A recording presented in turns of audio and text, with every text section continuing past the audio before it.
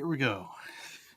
it's uh, it's one of those days. We've done what do we call it daylight saving, which is incredible because you can't conserve daylight. Good morning, Zach, or afternoon. I don't know wherever you are. Good afternoon, good evening, and good day to everybody. And hello to David, and hello to Robert. Yes. So for some of you guys that also participate in this farce, we've shifted to in relation to you guys, but then you'll be shifting as well eventually. But then you've got smart places like Arizona, Hawaii, my wife's country, Thailand, that don't bother with this, and we've just moved for no reason. But then you've got the fun places that have like 15-minute or half an hour time zones. Oh, so let's not get into programming time zones because those are fun. So it's the 27th here. What? Oh, the 27th is when you do the shift. Yeah, it might have made sense in World War II, but we all fell for a Benjamin Franklin joke. 12:12 in Chicago. Yes. So it's afternoon for you as well. So coming up, we've got a FSD beta update to 10.12 ish. But I can't do it because my Model X has gone through yet another 12-volt battery. So we're on our third battery in 4 years, almost 4 years. So what I've done is rather than, and I'll tell you why. So I got the quote from Tesla for a new HEPA filter and also a cabin filter and a new 12-volt battery. And then I looked over at Omu's site, and without a discount or anything like that, they had for $9 more with shipping. They had, well, no, it might not have included shipping, but either way, it came out to $9. I think that was with the shipping, but $9 more than what Tesla quoted me for all three, for both filters and the battery. I could get the HEPA filter and a lithium battery that's supposed to last 4 years. We'll see, and that will be here on Tuesday or Wednesday. And so what I'm going to do is, put it in myself. We'll make a video on that. And what I'm going to do is I'm going to push the Tesla appointment back just to make sure everything works. And then I might let them just come in and do the cabin filter, or I might have them mail me the cabin filter and do it myself. I got to look at the instructions and see how involved that is. I know that on the Model 3 and the Model Y, it involves a little bit of contorting and like the upside down in the passenger seat with your legs up towards the glass. I don't want to do that. But if it's more like a regular car where you just kind of pull out the glove box and then pull a panel and then pull the old filter and then shove it in there for the filter, that is my plan because I've changed many cabin filters over the years. So it doesn't sound difficult, but if you literally have to take apart the whole dashboard, I'm not in the mood for that. We'll see how many clips and clamps there are for that and how many of them can be broken. Because if the Tesla guy breaks it, then he has to give me a clip. If I break it, I have to buy another clip. But so the Omu filter was an interesting concept to me because they save the plastic housing that exists on the Model X and the older Model S HEPA filters. So instead of just throwing away the whole contraption, you rip the filter media out and then you put theirs in, and theirs has got foam on the outside so that you still have a HEPA quality seal. And we'll see what it comes out to be. And they also claim to have more pleats and more, and they actually have, well, to me the Tesla one appears to have carbon, but their activated carbon is black, so you can tell they've got a lot of it. And I'm looking forward to that. Let's see. Eddie says I prefer the time thing. I don't like the switching, and if I had to pick one, I do prefer summertime to wintertime, which because you have more sun in the evening. But if we just had one time zone, I would be fine. It's literally just set your day so that you are up when you want to be up, and an employer that insists you get up at 6 in the morning and be out at 3 in the afternoon, and those are all in the darkness because for some reason China knows exactly what's going on with this with their one time zone. Then you vote with your feet. You go somewhere that lets you work when the sun's up, or maybe you want to work in the dark so you can enjoy all of the sunlight. I don't know, but I don't think that one time zone would be practical, but this switching is farcical. University of YouTube. I put one in Dad's friend's new smaller batteries. Oh, you got the Omu, or are you talking about the filter? No, you must be talking about the Omu because you're talking about battery. Yeah, the Model S, X, and 3, also the Y. They have these little tiny. They're the size reminds me of lawnmower batteries, or one single. No, not really a golf cart battery because they're bigger than starter batteries. They're smaller than starter batteries. They're lighter too, but the Omu's even lighter than the original, and I'm excited to try it out. That's very interesting because I need to preemptively replace my March 2018 Model 3 long range 12 volt. We'll be watching. Absolutely, I'm hoping it lives up to the hype and to the advertisements, the marketing, and I was already thinking about it. I just didn't think it would slap me right in the middle of spring because what happened was we got snow yesterday. We got like an inch or three of snow, and thankfully none of it stuck to the ground, so we didn't have to go shoveling or anything like that. But it was on so Saturday was yesterday. So on Friday it was 60 65 degrees, and then yesterday it was a low of 18 with snow for about 8 hours of snow. It was a nice little surprise. Somebody was mentioning Groundhog's Day, and I'm like, I don't really care what the rodent in the hole says, but it was a nice coincidence in their favor for the shadow mess. So, all right, so let's see. There we go. But what was interesting for me was I don't even know why I was in the app. I think I was in there trying to get a quote for the filter, and when I went into the service, they're like, "Do you want to schedule service for the warning that's on your dashboard?" I'm like, I hadn't gone in the car because I didn't have anywhere to go on Friday, and I was like, "What warning on my dashboard?" And then they read it to me, and it said, "Car will not update because 12-volt battery needs replacing." And I was like, "Darn it!" It's terrible timing because I think Tesla wants 200 and change for the part, and then whatever your local rate is for labor. I think our local rate is close to $200 an hour for labor. So, I, yeah, wasn't in the mood for that. But what are you gonna do? Because once you get that warning, if you get the warning, is on a Tesla, you get about 2 weeks, is what Tesla claims, from when you see the warning to when your car one day either conks out on the road or just doesn't turn on. Usually, it just doesn't turn on. Thankfully, very few of them just die on the street. My car, the last time it popped up the warning, it did give me the full 2 weeks because that was just the earliest appointment. So then my wife and I yesterday we had some time, so we went up to Tesla, the local service center, and they didn't have the battery in stock, and they didn't have the filters in stock. So they moved my appointment, my mobile appointment. They moved it back another day, and that's when I had time to go surfing online and found out that Omu has overnight shipping, which really sealed the deal for me because I was like $9 more to not have to do this again, hopefully for the life of the car, and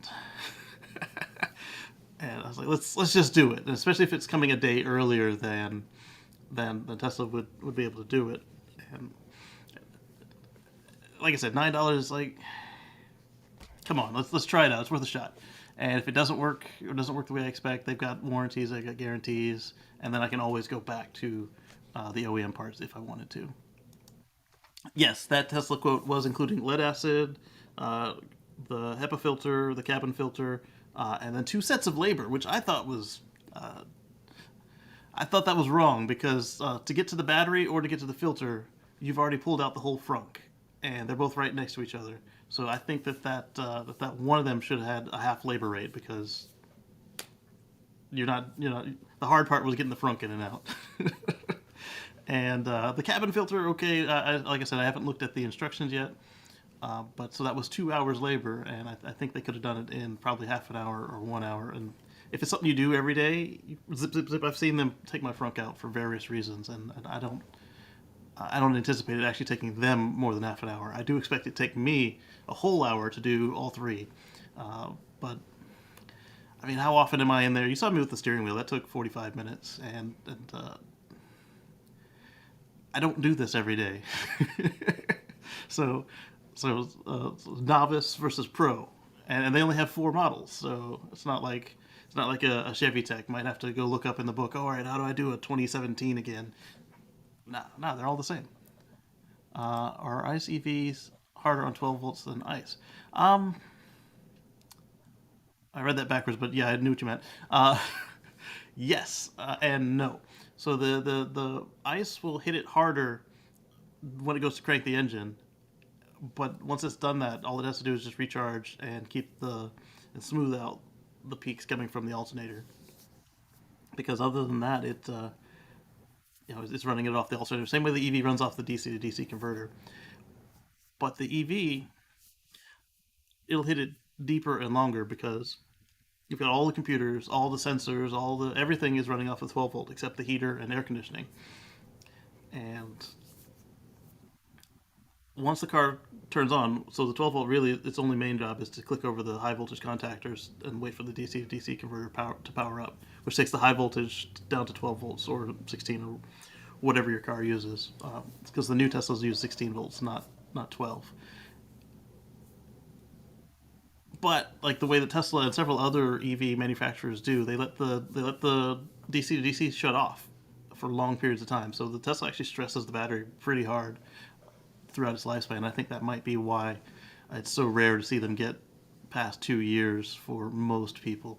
And the first one I thought was maybe because we spent a year or so supercharging only instead of plugging in at home because we didn't have that option. When we were in the apartment. It was parking garage, multifamily. But this time the car has lived on a charger, either the 120 or 220 that's on now, and so it's not that. But just like David, David hasn't changed his Model 3 battery yet, is what I'm understanding. Our Model S never went through a 12 volt battery, and the other thing about it with the Model X is you've got all the doors are power, the trunk is power, and it's a bigger vehicle, so it might just put more stress on it overall. So you make a good EV YouTube show of replacing the battery too. It'll be worth it for a channel. I think so, and then I can claim business expense on that thing. Greetings from Arizona, Timothy. Good to see you.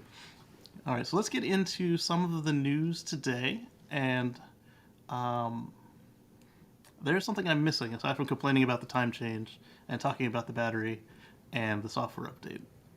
But maybe we'll catch it before we go on. So let's go for the first item, which is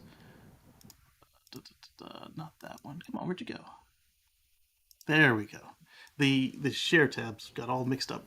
So Canoe receives an incredible $15 million offer it can't refuse. So what Canoe they're a concept that I like. Not the prettiest vehicle in the world, but hey, I've got a reservation on a Cybertruck, so obviously I cannot be trusted for what's a pretty car.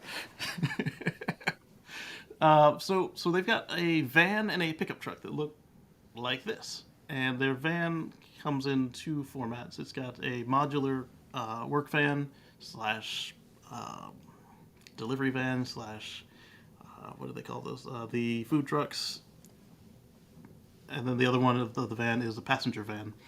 And then they've got this pickup truck with the mid-gate flexible situation like the Chevy Avalanche has, and I thought it was a nice concept. It's built in a small factory. So Canoe and Arrival, in my mind, are the same.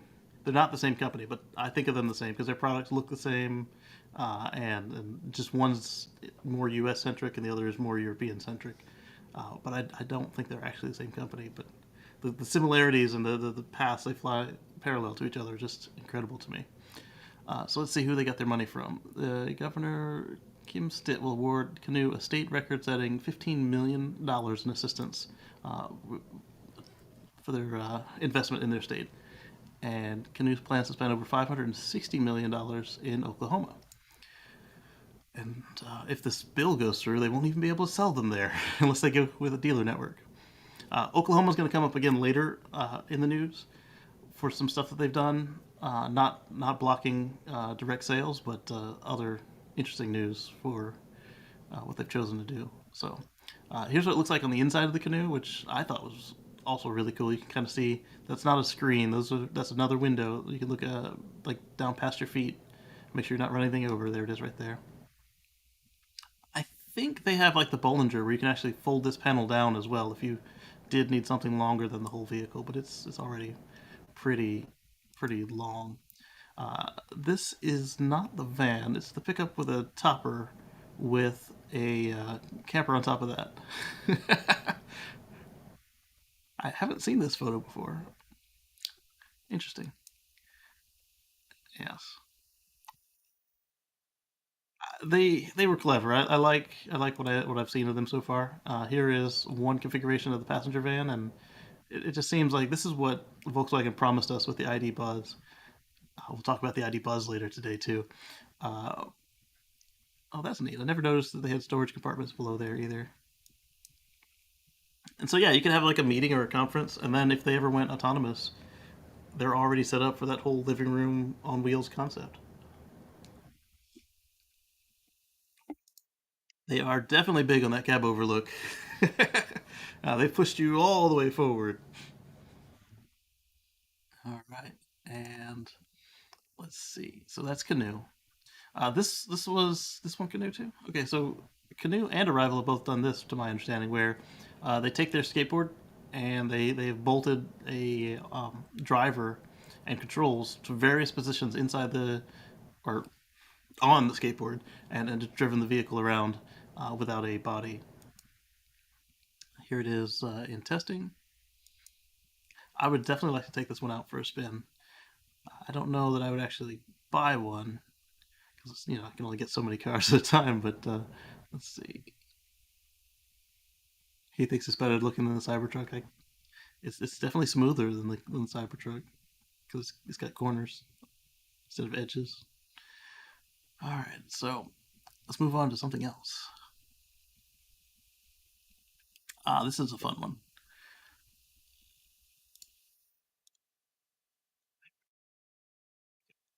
So I did promise somebody that I would read a PDF, and then I got distracted. So this is coming from our friends at Drive Tesla Canada, of course. Uh, British Volt and Aston Martin are developing high performance EV batteries. Let's look into that.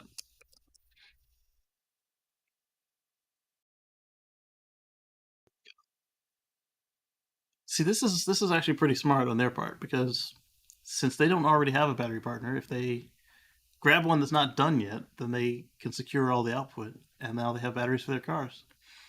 Because as we saw last week, Germany is now moving their target for zero emissions from 2040 to 2035. They moved it up 5 years because of their situation with now they can't get the oil from Russia. Well, they can, but they don't want to because it would not not fulfill their goals, and so they've moved their target upward. I think Norway is scheduled to beat theirs by 2 years. So either this year or next year, Norway will be kind of on par with what they were trying to do, which is nice. All right, so they signed a memorandum to develop high performance battery cell technology. Batteries will go into their first electric vehicle slated to launch in 2025. That's actually really quick because, as I keep saying, to roll out a car at the fastest is usually about 6 years, and unless you're going to do a conversion or you've already been working on it in secret and it's almost done, those are the only real ways you can get them to come faster without some sort of like war effort. Like we're going to take 8 departments that normally don't work together and they're just going to do a component, and it's not going to be the best car, but it can get done. uh, these companies, they have a cadence and they have a style of working, and when you change it, you don't always get the best car. Sometimes it works out. 2025 here. Yeah. Oh, no. You guys, I think, are 2040 or 2045. Just like a bunch of ours. Just later than you'd expect. The latest I saw was 2050, and some oil nation said they wanted to do theirs by 2065. I want to say Saudi Arabia. They'll be irrelevant long before then because nobody will be buying their oil. Oh, your city wants to do it by 2025. See, that's pretty cool because the nation deadlines are deadlines. each locality inside can actually accelerate that, assuming they have the rights to do so. So, for example, you've got California at, I think theirs is 2040 or 2035, and then all the California states have matched them. By California states, I mean the California emissions states. So Delaware just joined that recently. Virginia did it a couple years ago. New York, Massachusetts, that sort of thing. It's pretty cool stuff. Let's see. Yeah, so their first hybrid, a mid-engine supercar named Valhalla, is set to begin deliveries in 2024. So that also just got started. But this is like Ferrari and Lamborghini and a couple of others that said they weren't going to do it, and all of a sudden now they are because they want to stay in business. Batteries are definitely the secret sauce. One reason I keep a small investment in Tesla is they really have time in and miles driven on batteries, battery development and packaging. Exactly, and I mean they've got I forget the professor's name, and they in addition to him they have an awesome team. Yeah, the carb state is 2035. Thank you, Dawood. This is right around the corner. We're talking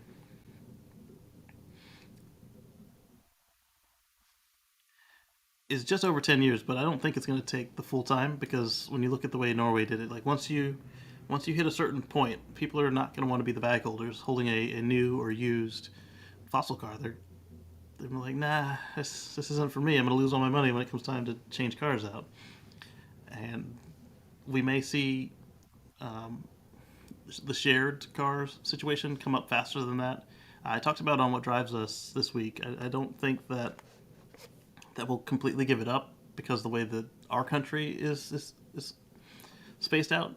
So I guess it'd be the same for Canada as well because we just have so much land and so we just spread out and so we don't have most of our cities aren't walkable and they're built around the car. So in order to change that, you'll either need to get the car from somebody else for cheap for a session, or we'll have to radically redesign how our land use is situated. And I don't think we can do that in any reasonable amount of time. And I don't know that the people are interested in doing that right now, but the folks who grow up not driving, they're going to get tired of having to call a car to them and then wait 30 minutes and then ride for 30 minutes and then do what they were doing all day and then come back another 30 minutes.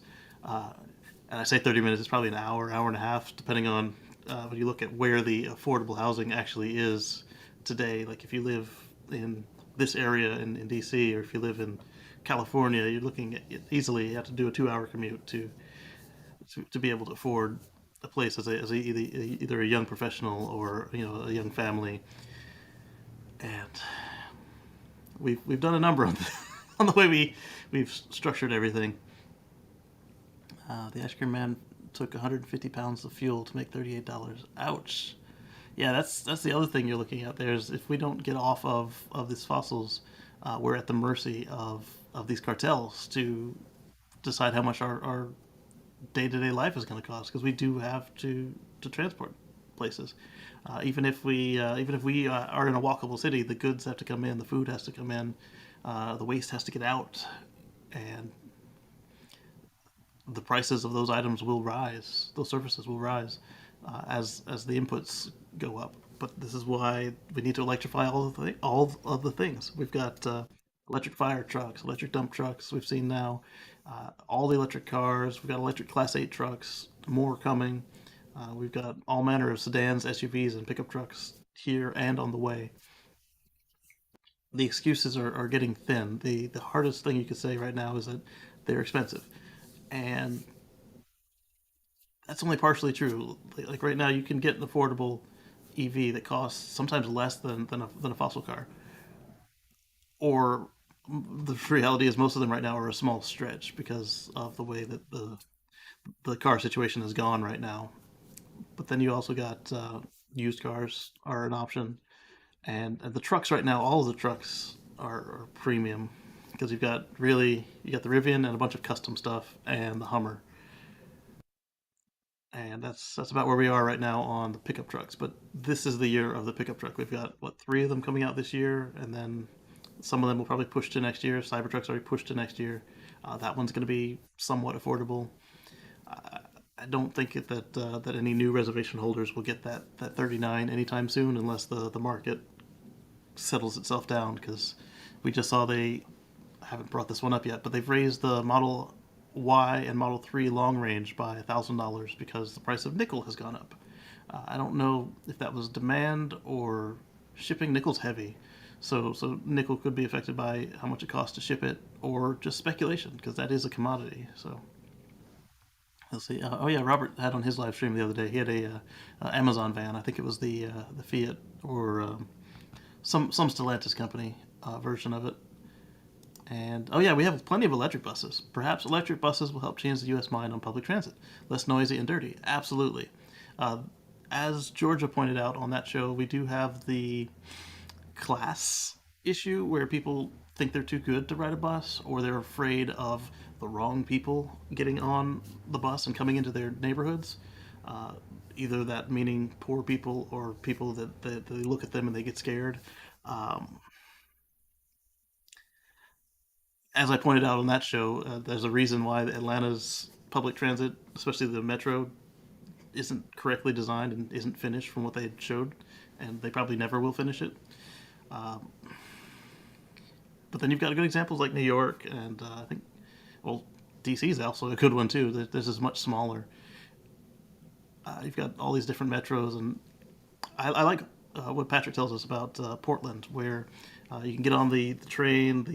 I don't know if it's really a subway, but that same metro style local loop, and then you can convert it to a bus, and they've just got it all interchanged. They run mostly on schedule, and you can just bring your bike on it if you want to, or walk. We're gonna need to see more of that, and some of these places, like the one I'm in now, is just this concrete mini mallville, and they do have a bus service, but they're gonna need to make it better, and like you said, make it quieter, make it more comfortable and convenient, and I think we'll see that take off a little bit. The hard part will be for somebody who lives here because it's cheap to get to someplace further where where the money is, like work out here or live out here, work in DC. If they have to go on site to work, I think that this situation that we've had, where a lot more people are able to work remote, is going to change some perceptions about other things as well. Like, I think I've got an article on that from the New York Times. Let's see. Mercedes class. Oh, it was a Sprinter. Okay. I think Volvo, which is owned by a Chinese company. I think it's called. Yeah, it's Geely. I don't know if that's how it's spelled. I think it's with E's. Geely as a leader in electric buses. Yeah, they're pretty good on it. Volvo and Mercedes both have some nice electric buses. You've got Polestar, BYD. I don't know why we don't have more electric trucks, given the amount of electric buses we have. But as I was saying, I think that the concept of more remote work will have folks thinking more about what kind of actual transportation they actually need, which would be nice. All right, let's see. I've got some SpaceX news for you. Here we go. So Jeff Faust is noting that a couple of notes from a talk SpaceX president and COO Gwynne Shotwell gave at Caltech that just wrapped up. SpaceX has been working for a month and a half with the Ukrainian government to get landing rights in the country. And then they tweeted. So they tweeted at Elon, so we turned it on. Shotwell says a 30,000 satellite constellation for Starlink is the sweet spot based on demand. Can't meet all the demand for the service now in the US. Emphasize that commitment to space sustainability, since Starlink would be in deep trouble if its orbit was junked up. And Starship will change everything about space, and that people haven't gotten their heads around it. Optimizing for mass will be dumb. Mass or size will be dumb, given the vehicle's performance and cost. I don't understand why you wouldn't optimize for size. It still has to fit in the Starship, which is huge. No specific updates on Starship itself. And then Mauser points out that in this case, today I learned landing rights in this context refers to being allowed to operate Starlink in Ukraine, not landing ships or anything, which makes sense. But I also was thinking like they had to get permission to bring the dishes in, and so what happened there was when that government representative tweeted at Elon, "Hey, what can you do to help us out?" Gwen took that as permission to turn it on, rather than having to do all this various paperwork and wait for an answer. They did all their permits, but while they were waiting for their permission letter to come through, she considers their permission letter to be a tweet. I have another article on that here, coming from Space News. It was a little more, you have more room to work with in an article over a tweet. Where did she put that? The company had been waiting for a letter formally granting landing rights, but it never came before Russian forces invaded the country on February 24th. But then they tweeted, she recalled, "That's our permission." This is the modern world. Like you could do real business over Twitter. It's incredible.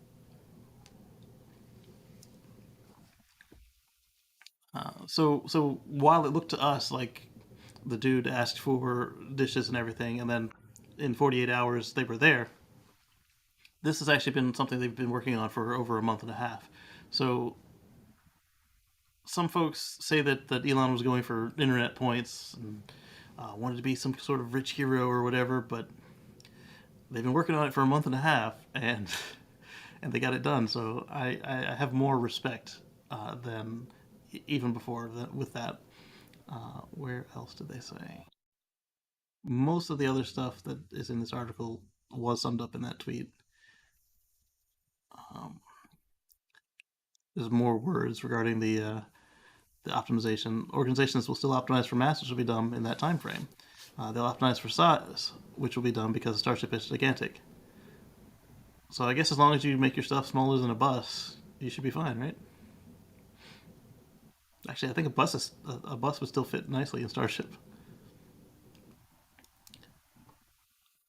I think JF was saying optimizing for spaceships, payloads for Starship will be less important. Absolutely, and I think that's what she was trying to say as well, because uh, when you can throw 100 tons fully reusable to a higher orbit, or even more to a low Earth orbit, unless you're being absolutely wasteful with your payload, then it's not worth the extra manpower to squirrel away those extra grams. Unless you're doing something, maybe something like Starlink. If you're putting up thousands of, if you're putting up a constellation, you might care about a couple grams. But if you're just putting up one or two, like a GPS satellite or something, it's doesn't matter as long as your calculations still work. But does it matter an extra kilogram or 10? So that's pretty cool. All right, so then I keep talking about Gogoro. I'm sure I pronounce their name wrong every time, but it's pretty, Gogoro. That's how I say it. Anyway, so they're showing off their first solid state, well, the world's first solid state swappable electric vehicle battery. We've seen prototype electric vehicle batteries that are solid state, but Gogoro, remember they're the ones I always show. They've got the scooters and they've got the big rack of batteries that you can swap yourself. So having them last longer would be nice, and having them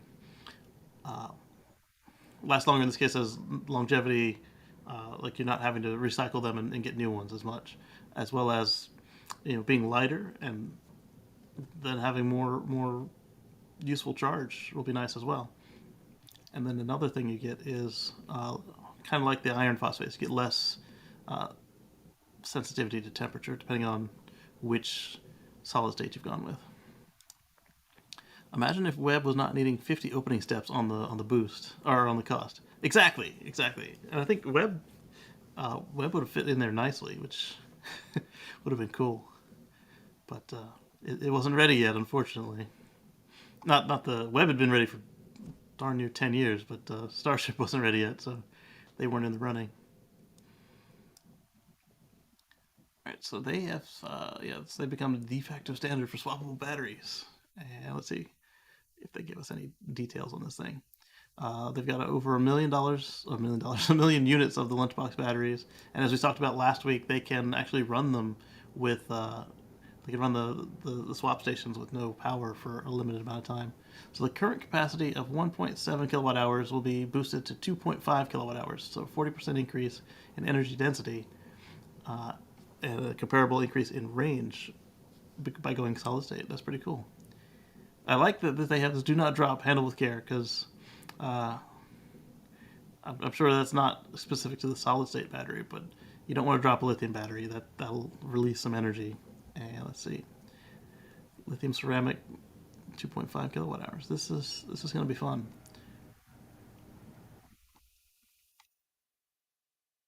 So the GoGo currently employs a 2170. Well, actually, it says 21700, but it's 2170 format. Uh, they'll work equally well with pouch or prismatic, which makes sense because they've got a rectangular-ish container to put them in. And so most of the scooters will use about two of them, but they could use more if they've got the space. But maybe they can get by with just one now if the solid state meets their needs. That's pretty cool. I wonder if they have to be backwards compatible or forwards compatible. Yes, it will be. And the good thing about the way that Gogoro is doing them is that you're only using up to four batteries or so per vehicle. Usually it's two. They're pretty inexpensive, and if you have a problem, it's just like here with this Netflix DVD. If I didn't like it for some reason, it had a scratch, I could, hey, that one's bad, and they'll say, oh, grab another one off the shelf. In this case, with the Gogoro, or in Netflix's case, they'll mail me another DVD.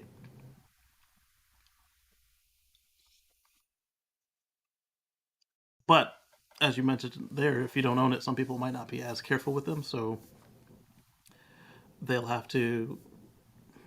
They'll probably have a higher level of maintenance costs than if these people own these batteries, and they've got four and they're storing two in the charging network and two in their vehicle. Because those are my batteries. I need them to be pristine. It's got a scratch on it. I don't care. Shove it in there. I'll get another one tomorrow. So then Vice had an article I didn't get time to read about who killed the electric mail truck. Here's a link to that. Good chat.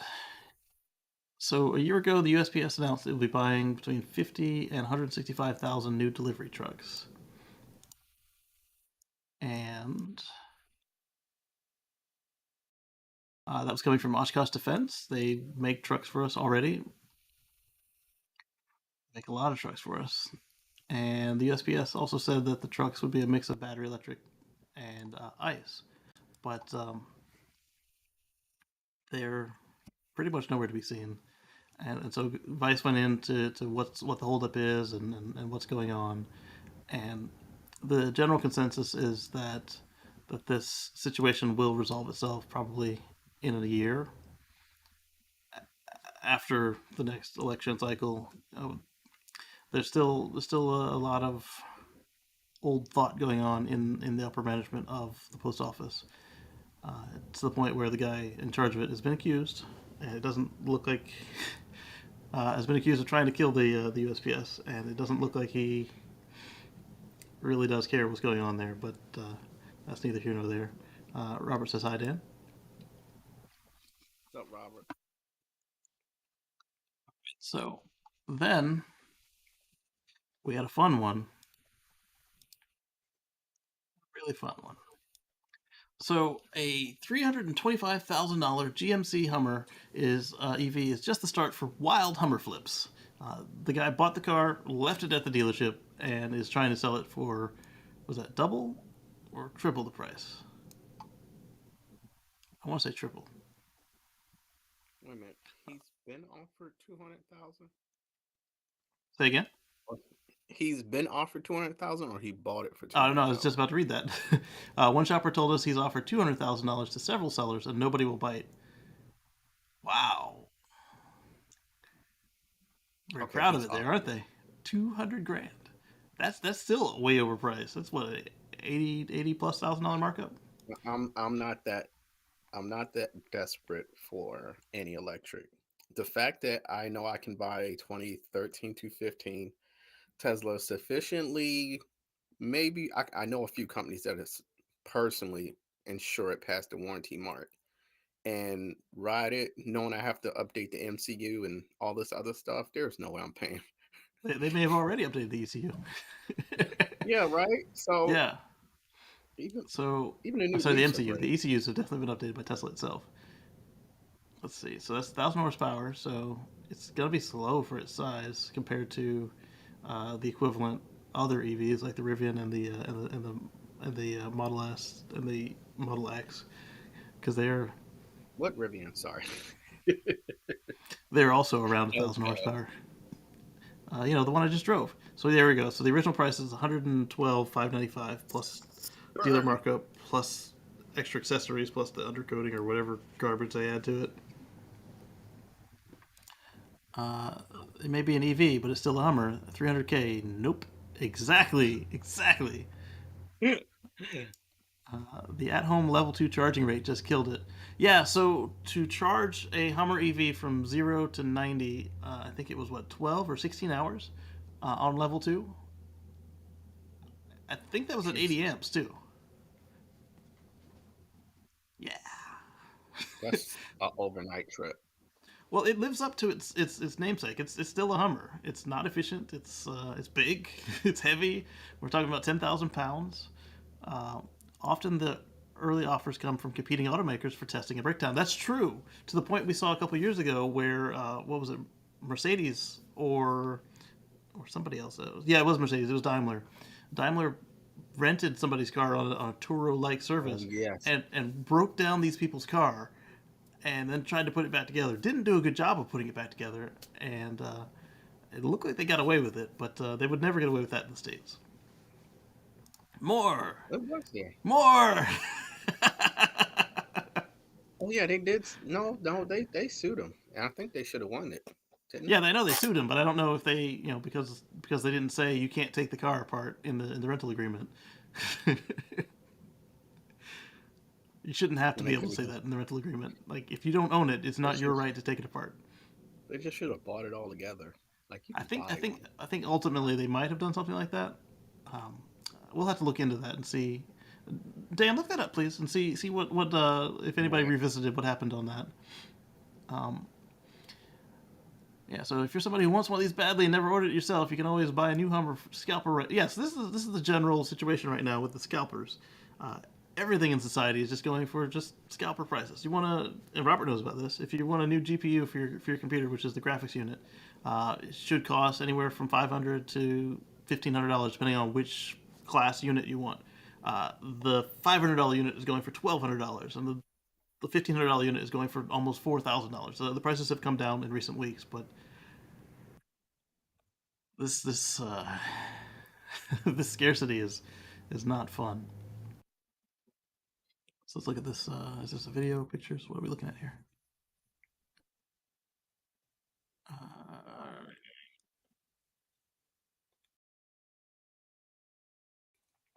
okay, so it took us somewhere on Facebook. Basically, the only thing about the Hummer was the same set of pictures here. It didn't actually lead to the seven pictures. 300,000. The crop Facebook post lists 325. Oh, so you saved 25 grand. Oh.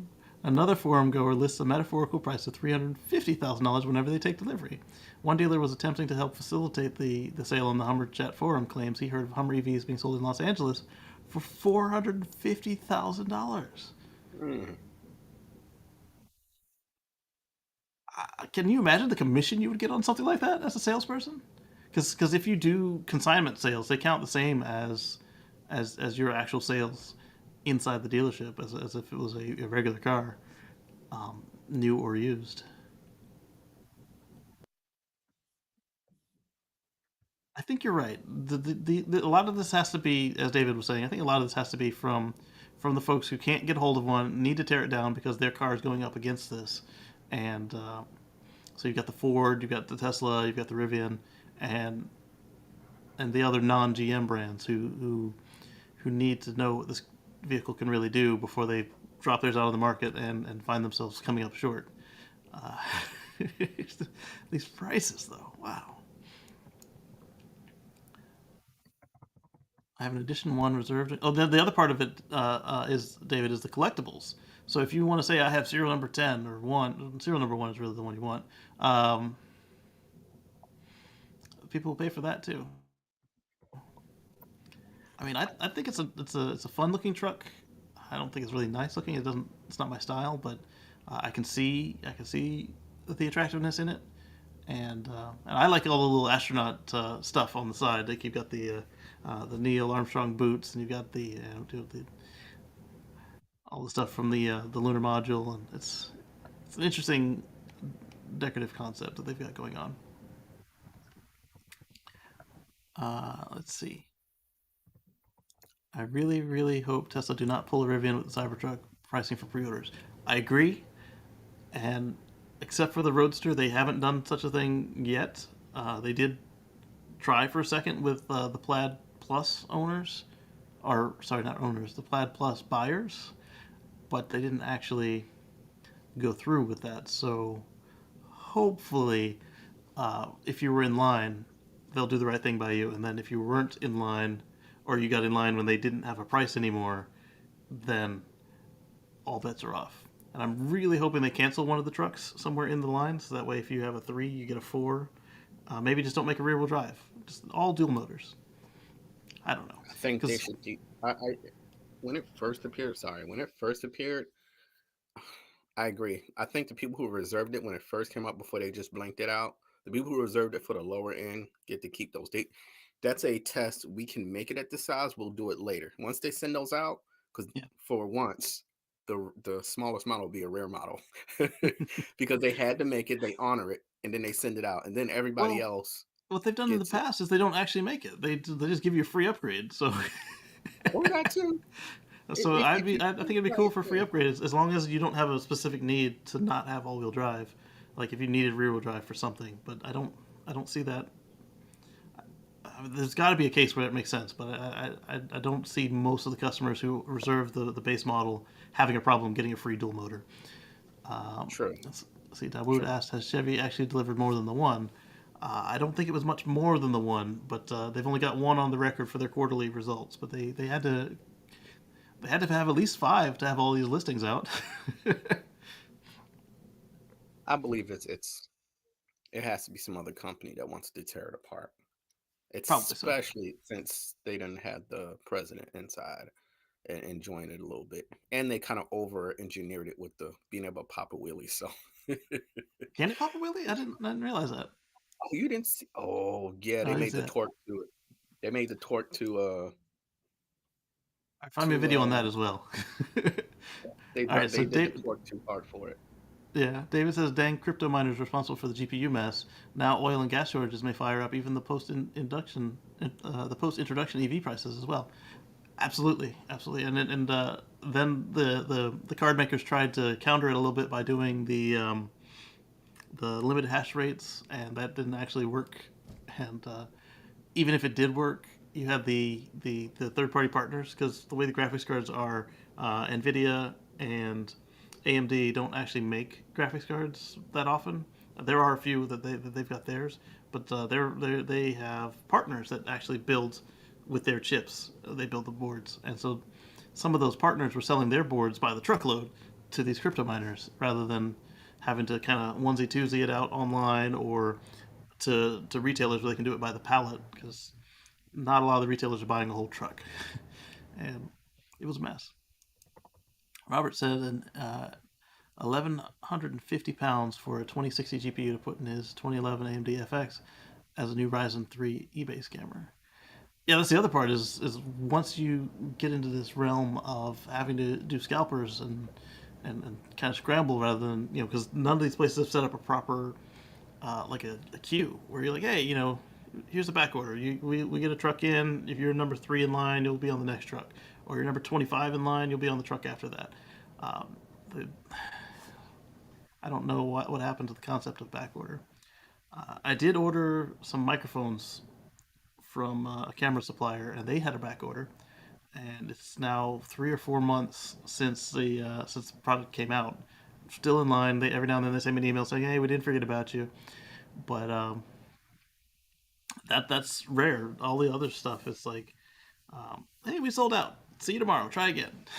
And it's not really tomorrow. You gotta beat the bots. So the bots are these automated buying scripts that people have going on where uh, they can actually check out through these online purchases faster than a human can, and you're at their mercy. And then that person happens to be a scalper, and they come by and good luck trying to get a reasonable price out of a scalper. Dan says they probably settled. No publication revisited the Daimler wrecking the Model X during teardown. Then he's got the Hummer wheelie pop, so let's copy this link and open a new tab because the one that's up on deck we didn't use yet. So let's share. I also sent the other one where the engineer actually admitted it could have done. Daylight. Okay, so we know it's not going to have flames behind it. All right, so this is the prototype. When you look at the way that the headlights are done, a 9,000-pound car up in the air. That's pretty scary. We knew that the Smart with the EV Tesla drivetrain could do it because Elon was bragging about how the thing was doing wheelies. Where's the video of this thing? There's no video? No, I think they put that under wraps. It was in testing. The Rumor. one I just Rumor. sent Okay, you so it's is- not fact because it Go to the but next one. I believe an engineer says they did it. It doesn't have to be. It just has to be up off the ground, like to be a technical wheelie. 9,000 pound plus, 1,000 horsepower. So 63 seconds. I I don't know if the conditions are right. So what are you going uphill and just slam it? Just the fact it still can. This is pre-production. Sounds a little boastful. I mean, I'm not going to say that the guy's lying, but it just boggles the mind. Right?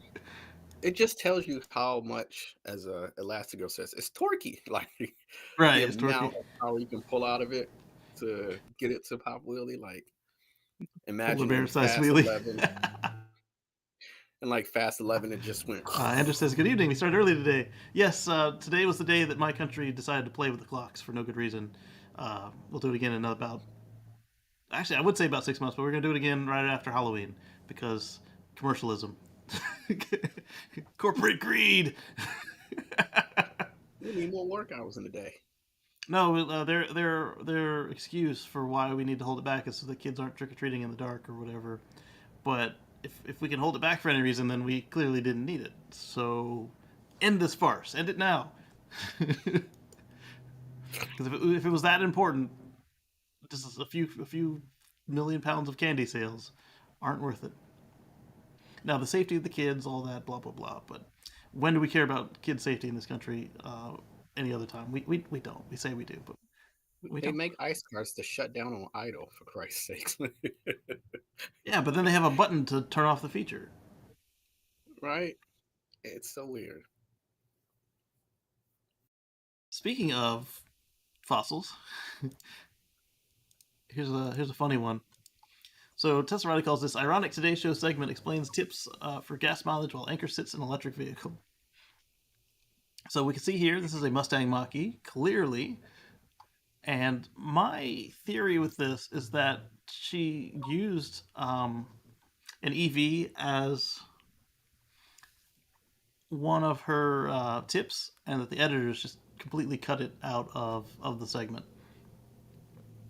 Because Robert, it would be pointless for having an EV in a saving gas segment and enrage a few people.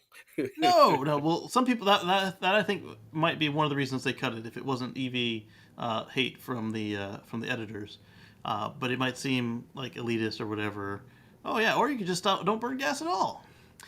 So Robert points out one of the big things that people always say is that it's for the farmers, but the farmers still have to get up at sunrise. They don't care what time sunrise is because the cows, they see the sun come up and they go moo, and the daggum roosters out there cock-a-doodle-doo. They don't care what the clock says. They can't read a clock. So farmers don't care what we've written on the clock. They run by the sun. And That reminds me of one kid's show. It was like, the sun comes up anyways without me. What is my life doing? You'll uh, run across some completely crazy stuff like that. yeah.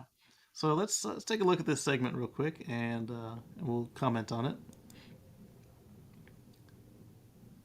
It's loading. The pain at the pump hitting Americans in the pocketbook. Yeah, it's stressful. It keeps going up. Gas prices reaching a record high, an average of $4.17 a gallon. You can't say we didn't warn them. We've been telling them this for 10 years now. Some tips to keep your wallet from hitting E, starting with the way you drive. Oh, and the thumbnail for this show, we had a competition going. They wanted to see us park our EVs in front of gas signs and get the current price with us standing there. So that was one of the shots from that entry for me, and that's why, because I don't know what the costs are. I just drive on by.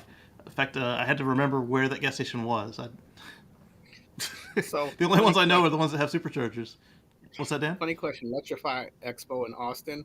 I Yeah. rented a Tesla, and the strangest thing is, I did not look. It was like, ooh, there's a store for me to go get something. I saw the gas. I just never paid attention to the price. It was just like, here, go buy something and come out. It really does. It's a weird affliction when you know you don't need it. Yep. It's weird. Exactly. And so Rob says you're right. 10 years. Exactly. So I mean, there were EVs before the Leaf and the Volt, but when the Leaf and the Volt came out was the first time it was something that the everyday person could approach. I think the Leaf started at 30, and then the Volt started in the 40s. But they also had no, the Volt started in the 30s too, like 37, 39. But then you had the $7,500 federal credit, and then you had the state credits at the time when those first came out. Both of them had state credits as well. And I understand that is pricey, but at the time, I think a well-loaded Camry and Accord were about 33. They've gone up since then as well. And now you've got so many used EVs, you can get a Leaf for $5,000 easily. So as long as you're cool with having two cars, or if you don't need to go far, you can do a Leaf as your only car, a used Leaf. Let's see. Andrew says our summertime begins on March 27th, and that's to take advantage of the bright time. But we're discussing removing it. It's idiotic to change time twice a year. Here, here. My preference of the two is the bright time, but again, just like the farmer, if I want to see more sun, I can get up earlier, or I can get a job that doesn't make me go to work in the dark if I go somewhere. I've fully embraced the remote style work, and it's going to take a lot to get me to come up off of that. Fuel prices have fallen here, but not as much as they've risen in recent weeks. Absolutely. Our friends in Canada were telling us that they were spending almost $8 a gallon equivalent last week. So all the folks blaming their local politician on this is like, Do some research. No, exactly. No. Our president didn't do anything with it. No, your prime minister has nothing to do with it. They're not all in collusion on this. The closest you have to the collusion on fuel prices is you've got the cartel called OPEC.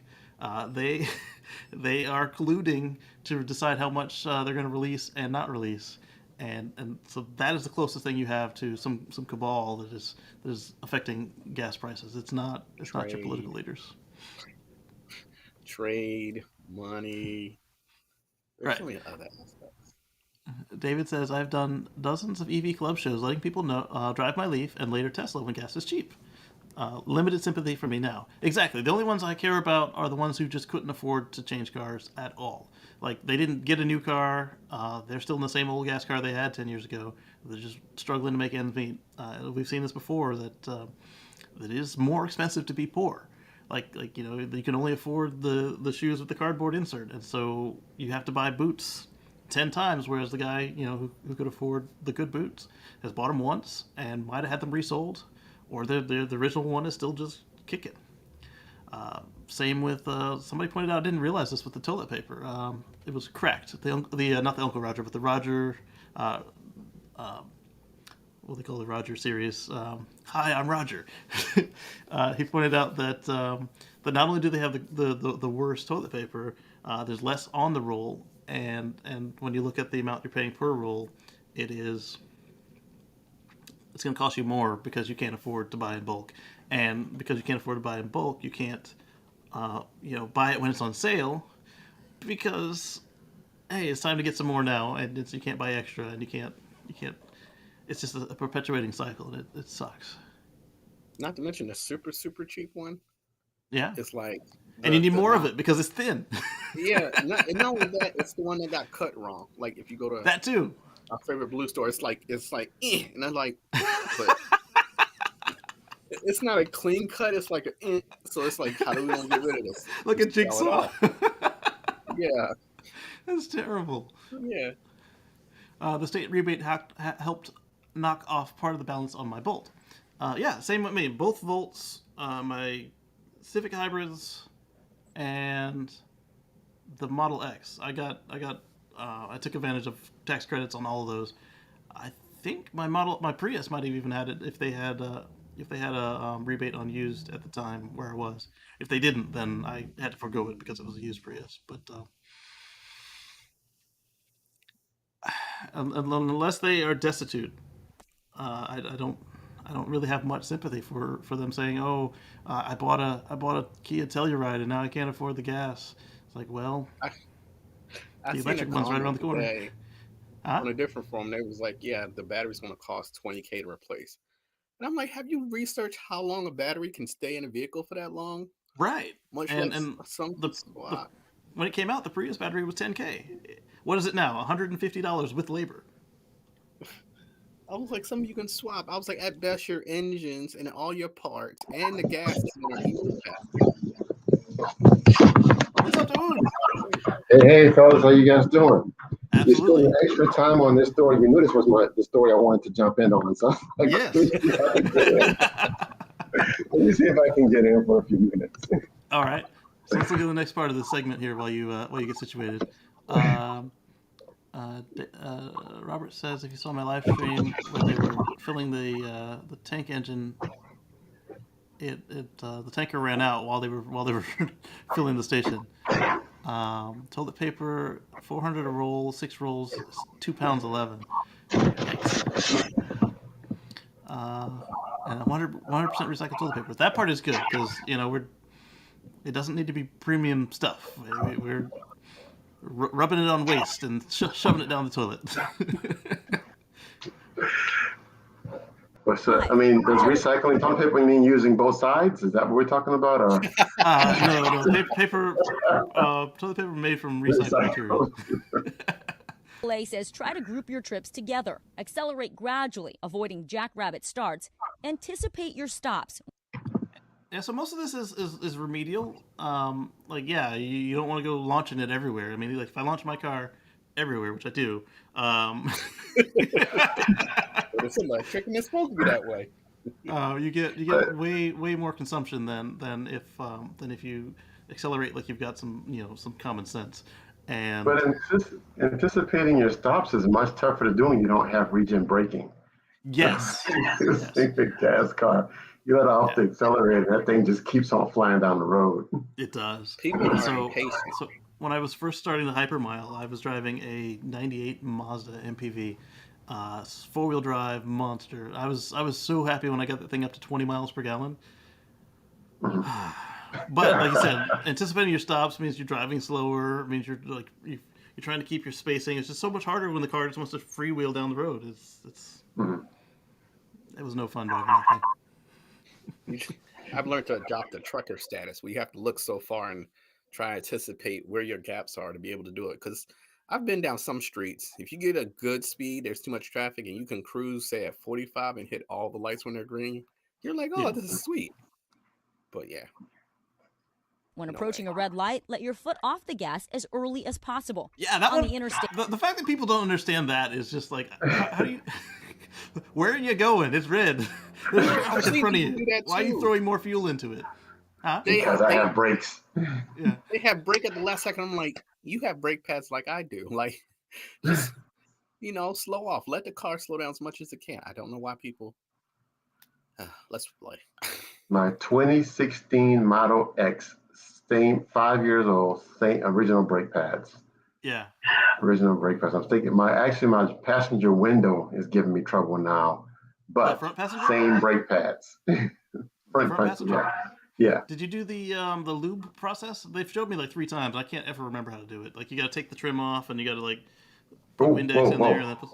You can stop there. You said take trim off. I don't do trim take off. the little chrome piece, it just snaps right off. I'll look into it. Yeah, I'm gonna look and see if there's a video, and if there's not, I'm gonna make a video because mine are starting to slow down and get noisy again too. Usually there's a tech nearby, and he just does the thing, and then I need to pay more attention. Okay, because I took it and it wouldn't go all the way up. I had to get out the car, have my wife pull on the button while I grabbed it and pulled it the rest of the way up. Yikes! My second Volt did that with the passenger side window. That was fun. Yeah, now we just don't touch that window anymore. Right, that's what we ended up doing until I got it repaired. You got your headphones, Dawood? I can get them. Yeah, we're echoing a little bit. All right, sorry about that. It's okay. All right, so let's see what else she says about... State experts recommend reducing your speed. I just drove back from Tampa to Chicago. I went 68 miles an hour. I got 32 miles a gallon. When I bumped it up 6 miles an hour, it went down to 29 miles a gallon. So your drag, it's exponential. So every couple miles an hour it goes up on a multiple, rather than you go twice as fast, it gets twice as good as high consumption. No, you're looking at a 10 times, depending on the first whatever multiples you're measuring in between. So it's going slower is real. That's the reason why. Go ahead. Go ahead. No. That's the reason why your city mileage, assuming you don't stop, is so much better than your highway mileage, assuming that you also don't stop. It's incredible. It's actually funny. We were talking about it in one of our groups of how the high octave 8 cylinders, muscle cars have stopped going. They go, like they get that one out. So outside this window, I always run the noise suppressor, so you guys haven't heard it yet. But they used to just all day long sound like a freaking drag strip, and now every now and then you have that one guy who's got more money than sense, and it's loud and crazy, but it's been somewhat peaceful out there. All right, so let's see. Yeah, logarithmic velocity on drag. Yeah. All right, so let's see what's next. And try not to leave your car idling. So look at this. Look at this. She's in a Mach-E talking about idling. If you're safely parked somewhere for more than 10 seconds, like maybe you're waiting to pick up your kids, consider turning your engine off. She said turning your engine off, and she clicks on the start-stop button on the Mach-E. There's no engine, and it doesn't make that much difference to leave it on. Yeah, exactly. People understand the crank-up portion.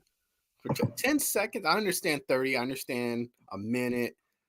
10 seconds, like the energy you use to crank back up is, I think, worse, maybe correctly.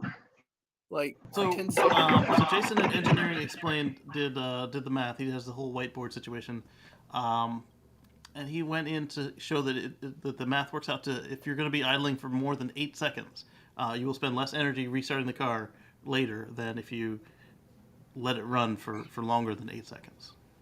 Okay. Yeah. In fact, let me open another tab real quick and find that. Can you guys hear me? Yeah, we hear you. Okay, cool. It's still using the wrong microphone though. It's I'm still hearing echo. Okay, all right. I have to get my good one then. Or it might not be the microphone. It might be that it's still coming out of the speakers. Oh, you're still okay. I got it. Yeah, your sound is coming through the computer. All right, so there it is on Facebook. But I don't want it on Facebook. I want it on YouTube because some of you guys don't have Facebook anymore.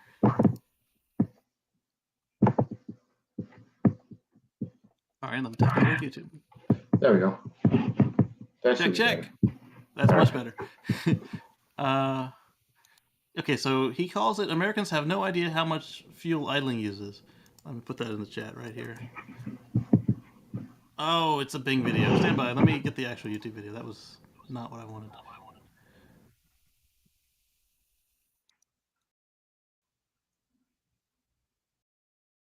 There we go. There's the YouTube video for later. So let's continue on with this lady with her Mach-E, and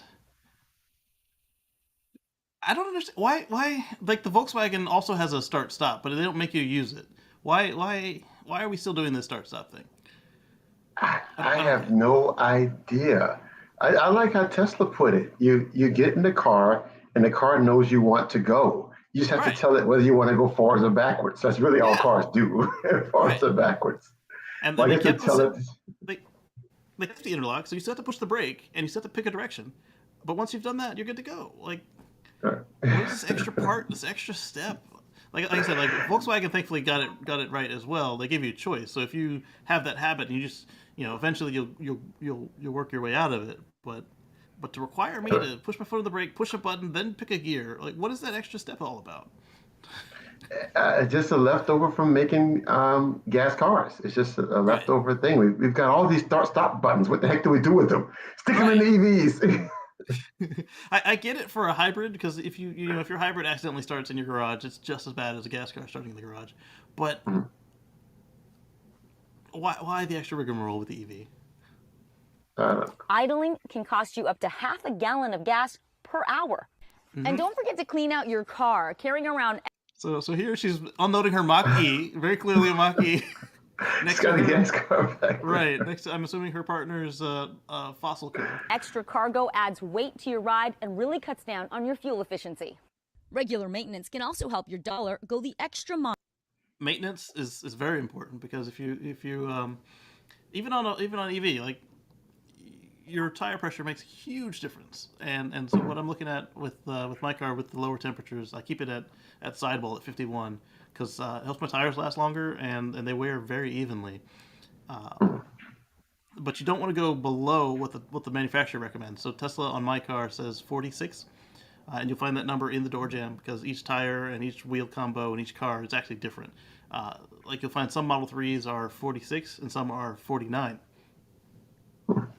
Yeah, but anyway, if you're running low, that could cost you gallons in a fossil, but in an EV, it still adds up. That's range you don't get anymore. So now you're looking at a trip you can make on one charge versus, I gotta stop halfway through and plug in for 15 And the funny to 30 point minutes. right here is, the funny point she says right here is, gas prices go up. But what do you do when gas prices go up? You gotta keep it well maintained. What does that mean? A body shop maintenance. That's who's making more money, because it's gas, and they have to charge you more because the oil they put back in there is kind of coming from the same source. That's true. The oil came from the same place that the fuel came from. as it seems that ICE owners just are just a little less sensitive to these things, because the energy content. What else am I going to do? This is just the way it is. It sucks. The energy content of gas is just so high that it doesn't matter how inefficient my car is, it'll still go fast. And if I don't have enough, I'll just stop and get some more. No big deal. There's that. But then, like you said, the maintenance. Like, I was just complaining about having to have the guy come down for a battery and a filter. And then I decided I'm going to do it myself. Okay. And it's not like a shade tree mechanic, or like I'm doing my own oil change or anything. I don't have to worry about hazardous material collection. I will have to drop that battery off someplace. So maybe I'll get the tech to take it when he does the cabin filter, depending on what those instructions say. But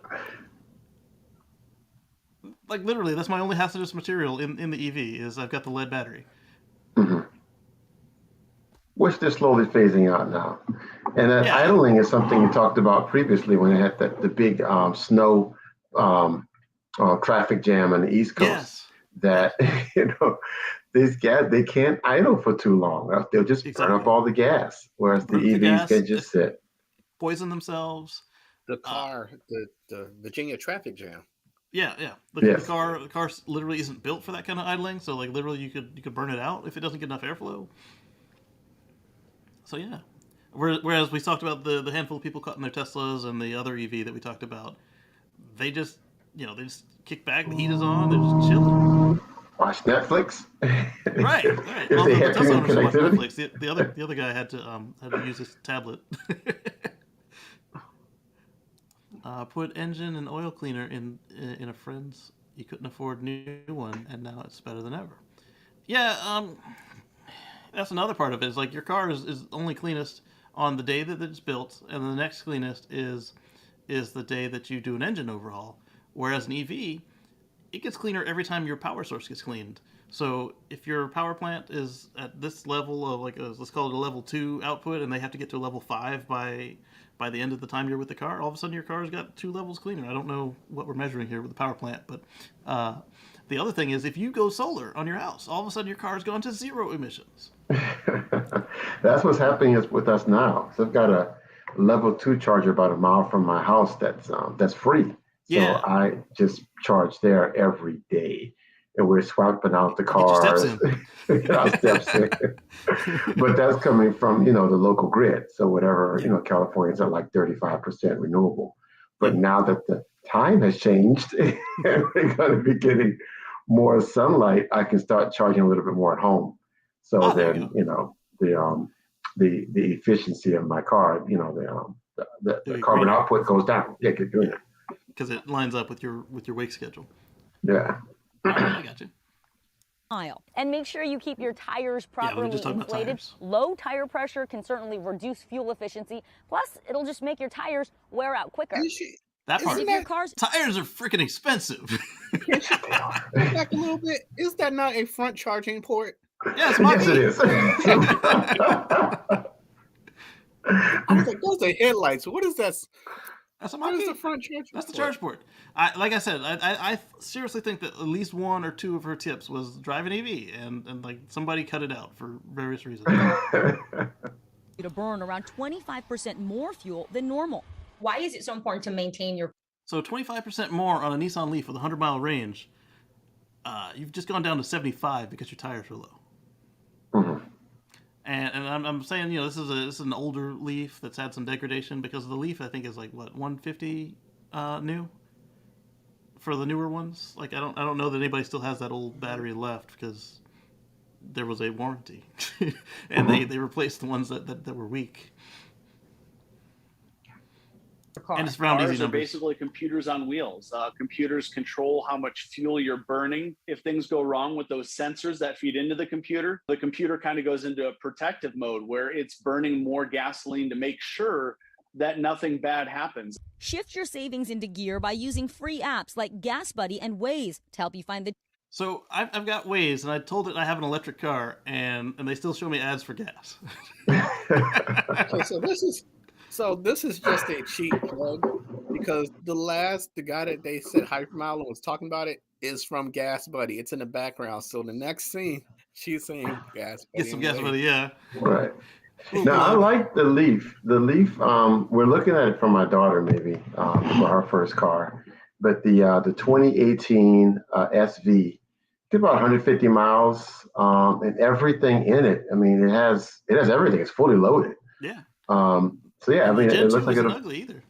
Right. Yeah, and it's got That's the 20. That's why you got to go with the 2018s and beyond, because that's when you got the nice looking body style. Right. It looked like Dr. Seuss cars. Yeah. I'll tell you one thing. It was like a professional car. It's like you have a cartoon on the outside. Yeah. And a nice professional car on the inside. Well, one of the designers for BMW said a long time ago, the car's supposed to look like you know which direction it's going in. That's a discernible back and front. The Leaf does not. The Canoe doesn't have that. David says, yes, we have heavy car Super Jackrabbit Tesla owners pay for some serious tires. Exactly. And especially if you've got the sport tires. Those are even more expensive. I think we did the math on the show, how much I paid on the last one. And that's part of the reason I keep the tires inflated. Is the ride is more bumpy, but the tires last longer. I can't advise anybody to go above what the tire pressure is on the side of the tire, because then you have no warranty. They test it for way higher than that, but the car manufacturer wants it at one level, and that's a compromise between fuel economy, comfort, and performance. So you don't want to go above what it says on the tire. Well, you can, but I can't advise that. So what I used to do with the Prius was I would put my tires at like 90 psi, and it was like riding on rocks. But I got 70 miles to the gallon. Oh my goodness! But it's not safe. I mean, it's not guaranteed to be safe, so I couldn't recommend that to anybody. So I've got, well, on the Model X, I used to have to change the tires every year. Yeah. It just chewed through tires. I think it's heavy, high torque, and then I got the, of course, when I got the Uncork, got more torque to it. So yeah, it's just for every year. So our solution was to just get another EV. So we got my wife to Model Y, and we're driving her car all the time. And now my most recent tires have gone almost 2 years. Oh, there you go. Except mine were 2 years with the pressure.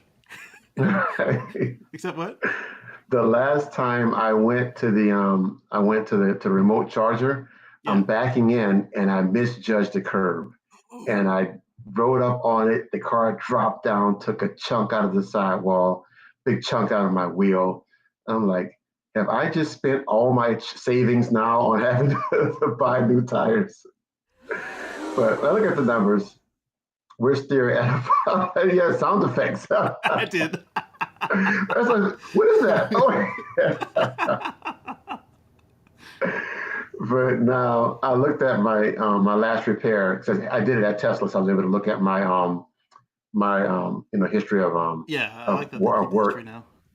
And I was like, I'm going on 2 years, so I think the tire will go another 4 months, and then it's time to just change them all. Yeah, so definitely, I still recommend going to Tire Rack. No affiliation. I don't get anything from it, but they're cheap tires for the most part. Mm-hmm. They weren't for my mom's car for some reason, and they have the free warranty. She ended up going to like Discount Tire or somebody else that also gives you a warranty for either free or for a fee, and it worked out for her. I did, I've done Tire Rack, and then I'll take it to Firestone. But I don't know why. This last time I was at Tesla was something else, and then they recommended the tires. Then I did a quick check. I think the Schwab was about the same price, so I went ahead and let Tesla just do it. Because the Teslas don't come with any warranty, just like the new tires. That was the only thing, right? Yeah. We'll put them on for you, but if it blows out when you drive out the parking lot, you come back. Right. Well, so they have the manufacturer's warranty, like if it's not built correctly, but they don't have any sort of road hazard protection. So if you run over some nails or hit a curb, they won't have it. Right. I think that's who my mom went with, Rob, is Sam's Club, because they actually, for her car, they had the best deal for her over discount, or like it was like within a couple dollars, and she was already there. They were already going to put them on, and so the installation for them was free at Sam's or Costco or whoever she used, versus if she went with the not Tire Rack discounted vendor. But that might also be the size of her tires as well, because I found that my Model S tires were ridiculous because I had the 19s, and so the Volt was just fine because it had 18s. It's like nobody has 19s. Right, I got 20s. What does your mom? What does your mom drive? She drives a EV? No, she doesn't. Okay. Then, hopefully I'll be able to go back to Costco. Because for a while Costco didn't touch Teslas. Right. I brought my car in and I was like, we don't do Tesla. We don't touch that. But now they're recognizing that this is the future. And if you want business, you're going to do Teslas. Exactly. So I went in last time. Yeah, go ahead. Yeah, Robert says he saw the Leaf Nismo at the motor show. That is an attractive car, absolutely. The other one I like was the Nissan truck, the Leaf truck. But there's only one or two of them. They actually use them at the factories or at the design center or something. Because basically they just did this as a free time project for the engineers. Okay. All right, so let's see. Other than cheapest apps. gas stations. Keep an eye out for the best prices along any of your normal routes. Don't wait until your tank is almost empty. I don't miss that. Shoot, I just plug in.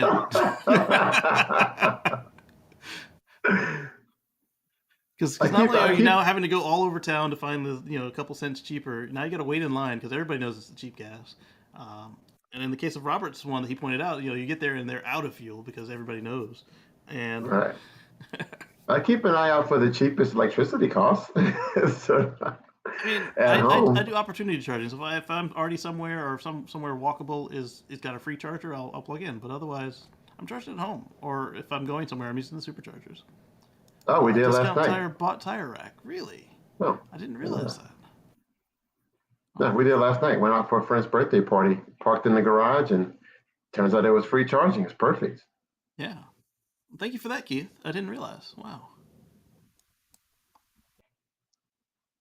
Also, I did do, was it Discount Tire or Tire of America? I went through when I got my brand new Tesla, the Model X, the original one. Well, the original tires on the Model X. I got them to put a warranty on it, and it came to be the cost of 3 tires, but it's cheaper than having to buy 3 tires. Exactly, yeah. Or no, I said that wrong. It was the cost of 1 tire. Right. So I would have got 3 free should something terrible have happened.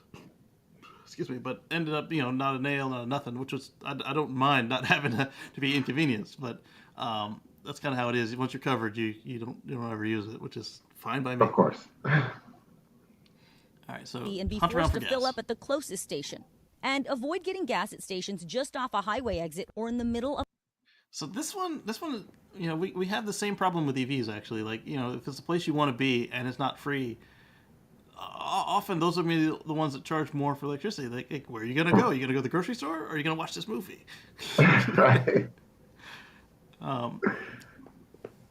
But there's such a nice spread of EV pricing that you can use. Instead of Gas Buddy, you can use PlugShare and figure out how much it's going to cost.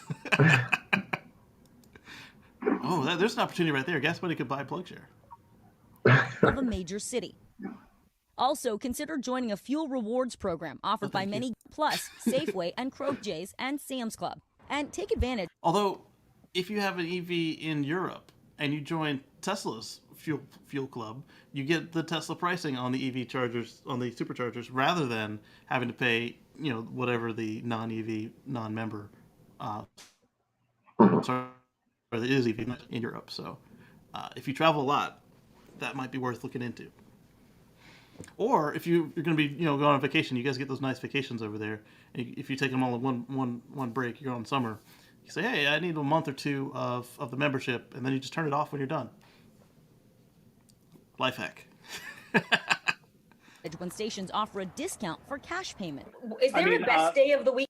So one thing that came up for this, somebody pointed out that if you're at those grocery stores or wherever that do the fuel points, some of them will let you use your points for gift cards. So that way you're not like just racking up points like I do. Like, what am I going to do with this crap?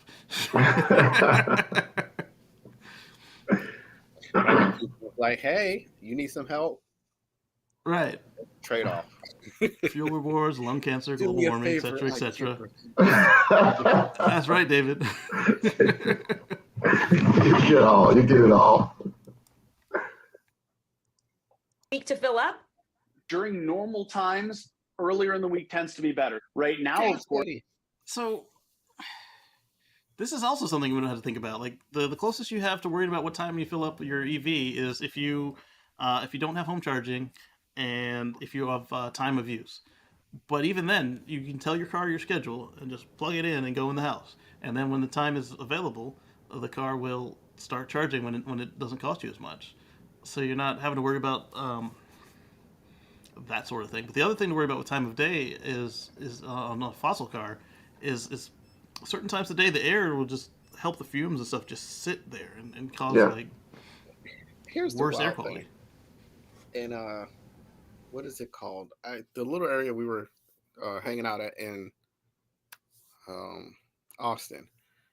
Depending on which building you were in, which parking garage, and they had chargers. So even if, in this case, you're riding on E, you're on Club Static, you can go find a charger, park, charge, go somewhere. Because when I rented the Tesla, I found the level 3 parking, plugged in, and went completely somewhere else for like whatever the time I could. So even if I was on E, I can go and actually do something, not at a gas station or a refuel station. Go do something fun and come back and be like, hey, my car is good. Which you cannot do in a regular ICE vehicle. If you get somewhere on E, you want to be leaving somewhere on E. But a lot of these parking garages, a lot of these businesses understand, hey, they're saving money. Come spend it with me. Yeah, the closest you got is Sam's and Costco. Yeah. And even then, you got to move away from the pump by then. It's true. You can't just go in and come back out in one motion. Yeah. It's an extra step. Unless you send a person in beforehand. Yeah, so, And even then you've still got to wait in line. Right. So yeah. Of course, with prices actively going up, it's sooner rather than later is the best time to fill up. Ways to navigate the extra cost until these higher prices are in the rear view. The average cost of diesel is also... So, with your EV, the prices are not that volatile. You will have like a Tesla and a couple other stations where they have the demand charges are built in, but they tell you before you plug in, this is what it's going to be, and if you come back another time of day, here's the price. It's not like, oh, I come back next week and now it's 20 cents a kilowatt hour. No. My thing is, when we had the oil and that fuel shortage happened, why didn't people go, let me see what else I can do rather than not freak out? Because this ain't the first time that you've had to either wait that long. There was a fuel hack and now this. Like, what shifted your mindset in between there? Like, maybe we should do different. There have been like 3 or 4 of these in my lifetime since I was conscious of what was going on. And I mean, like when I bought the Prius, gas was going up towards $5 a gallon. I bought the thing and it dropped down forever. And yeah. Then I got the Volt and it was going up again, and then it dropped again. I don't know that I would ever think, oh, gas is cheap, let me get a less fuel efficient vehicle, I'll be fine. Like each time, even as the gas price was coming down sometimes, I would still buy more fuel efficient cars, so I would have less gas coming out. I think people are just used to this cycle. They just see this is how it is. Right. The gas spikes for whatever reason. We blame whoever is in office right now, and then eventually it goes down. Just like this one. This is going to go down. And then give it, a year, even 18 months, we'll get, more U.S. supply, or maybe we'll make a deal with Venezuela, trade off one dictator for another. And then, but prices will eventually go down. And I said that. What are we going to do? It's just the way it is. No, it doesn't have no, to be. Just get off this. Get off of it. I said I don't want to be on this train anymore. I'm getting off. Right. Something hurts. Look at another way. Is there something out there? And then you would find in seconds of searching, is there anything else I could do about gas? Like, oh, I can go EV. I can go hybrid. I can get a plug-in hybrid because I'm afraid of my 1,000-mile trip where I dehydrate myself. What was the guy say? 1,600 miles? I got a 21-hour straight trip. That's illegal if I was a pro. But no, I mean, I did some math. I'm like, if gas goes from $2.50 to $6.50 for 18 months, and you're driving $15K a year, then you're going to end up spending about $4,500 more in gas. And will that be? That's a lot of money. Is that enough on a brand new car, or half of a used car? Like $500, you got yourself a Leaf. Oh wait, I'm just saying a month. No, that's the $4,500 over the whole time. Right. Yeah. Sure. $4,500. Yeah. If you can get a Leaf, if you can make something like that happen, you're not going to save enough to buy a new Tesla at these prices. But for people who are already in the market for a new car, they need to be looking at the ID4 or even something that has these tax credits. Yes, I was talking to a guy on Twitter. He bought a Kia. I don't remember which Kia. And I was telling him, look, you got your tax credit. The thing's got smart apps. Like he's looking to buy a home charger now. So I said, hey, let's look at your app, see what it can do. Like it does time of use, it does the smart charging. I said, look, save you the money on a smart charger and just get yourself a. Unfortunately, his didn't come with a 220 plug, so I said get like either a Tesla charger or anybody else that's in that $500 to $700 range. There's a cheap charger that doesn't have any smarts to it. And your app will do the rest. It'll tell you how much you spend. It'll tell you when to start and stop. And that's all you need. That's all I have. I just have a NEMA 1450 in my garage, and the app does the rest. Or I plugged into the dryer. We're not using this thing. At my house, I've got the 80 amp Tesla charger, but here at this townhouse, I'm plugged into the dryer. That's all you need. It works. It's simple. I just set the charging so that I know that the car will stop charging right when the solar is starting to come down. My Tesla battery is full, and then the charger stops, and then, then just leave enough solar coming in to finish filling the battery, and then we're good. Exactly. And David has a good point. Tesla will sell out of the whole 2.2 million they can make in 2022. They're selling everything they make, even the ones that people reject. It's like, oh, I don't want that. It's got a scratch, or whatever. Like they fix it. Here, it's sold. My favorite are the ones that get the discount. While we were in Tesla yesterday, I learned that you can get a plaid with wood. And I said, ugh. Because when we bought our P100D, you could only get the performance with carbon fiber or not the wood that was in that car. And it was, my wife was like, ugh. I was like, normally I'm the one who doesn't like the wood. QA Library says, in the UK, I'm not sure about Germany, the wait for Model Y, if ordered today, is a full year. So that's another thing that we were going to talk about today. On the Model Y, if you order it with FSD, it can be as much as a 6-month difference in your wait time because Tesla considers that to be a more fully loaded trim, and so they move it up. Because the more you put on your Tesla, the faster you get your car. That's just the way it's been for them forever. Which was why it was weird when he said the Cybertruck standard model would be the first one out. I was like, he's like, the dual motor. Yeah, it wasn't the top one. And then Elon said, we changed our mind. It's the top one's to be the first one out. I was like, oh, that's a surprise. Yeah. So for us, the guy was going over, like, hey, you've got the P100D. What if you want a plaid? And we looked at it, and I don't. Still too soon for us. Ours is still good, and I just bought that Omu battery, so not gonna get another year out of it. They were saying that if we got the plaid, it was going to be here in October, and if we did this yesterday, if we had done it, but we didn't do it, and if we had gone with the long range, it would be there at in a year. It'd be here in February of next year. It's insane, but as David said, they're selling all of the ones they make, so this is why. Yeah, I don't have a problem with it. I mean, I think it's different from a dealer markup where the dealer is giving you the exact same car for $10,000, $20,000, $30,000 more money, whereas Tesla is $150,000 more. Right.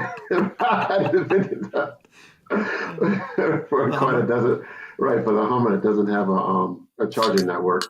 But, right. Does it even get over the air updates? Got to bring that thing in every time.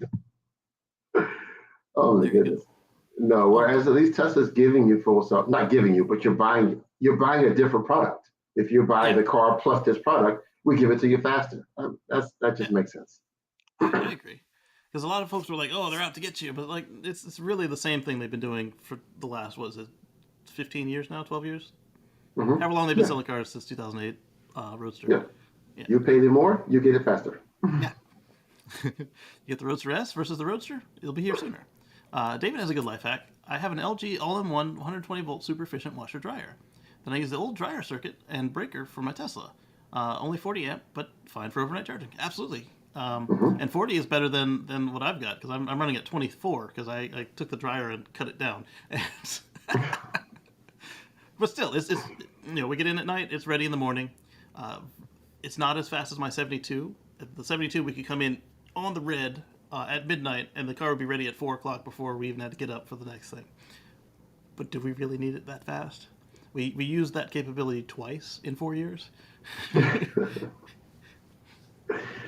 Yeah, that's the thing. How fast do you really need it? I mean, there's been I think once when family was visiting that I had to go do an airport run, then come back home, drop off people, go back to the airport in the same day. And I had to supercharge in order to make that happen. Right, and that was the other part.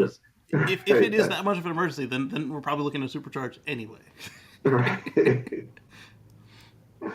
Has the paperwork with Hertz been sorted out, and how does that affect supply and demand? So Hertz bought a bunch of the no option, just straight basic Teslas. So I imagine it didn't affect it much at all. They just got in line wherever their credit card came through, just like everybody else.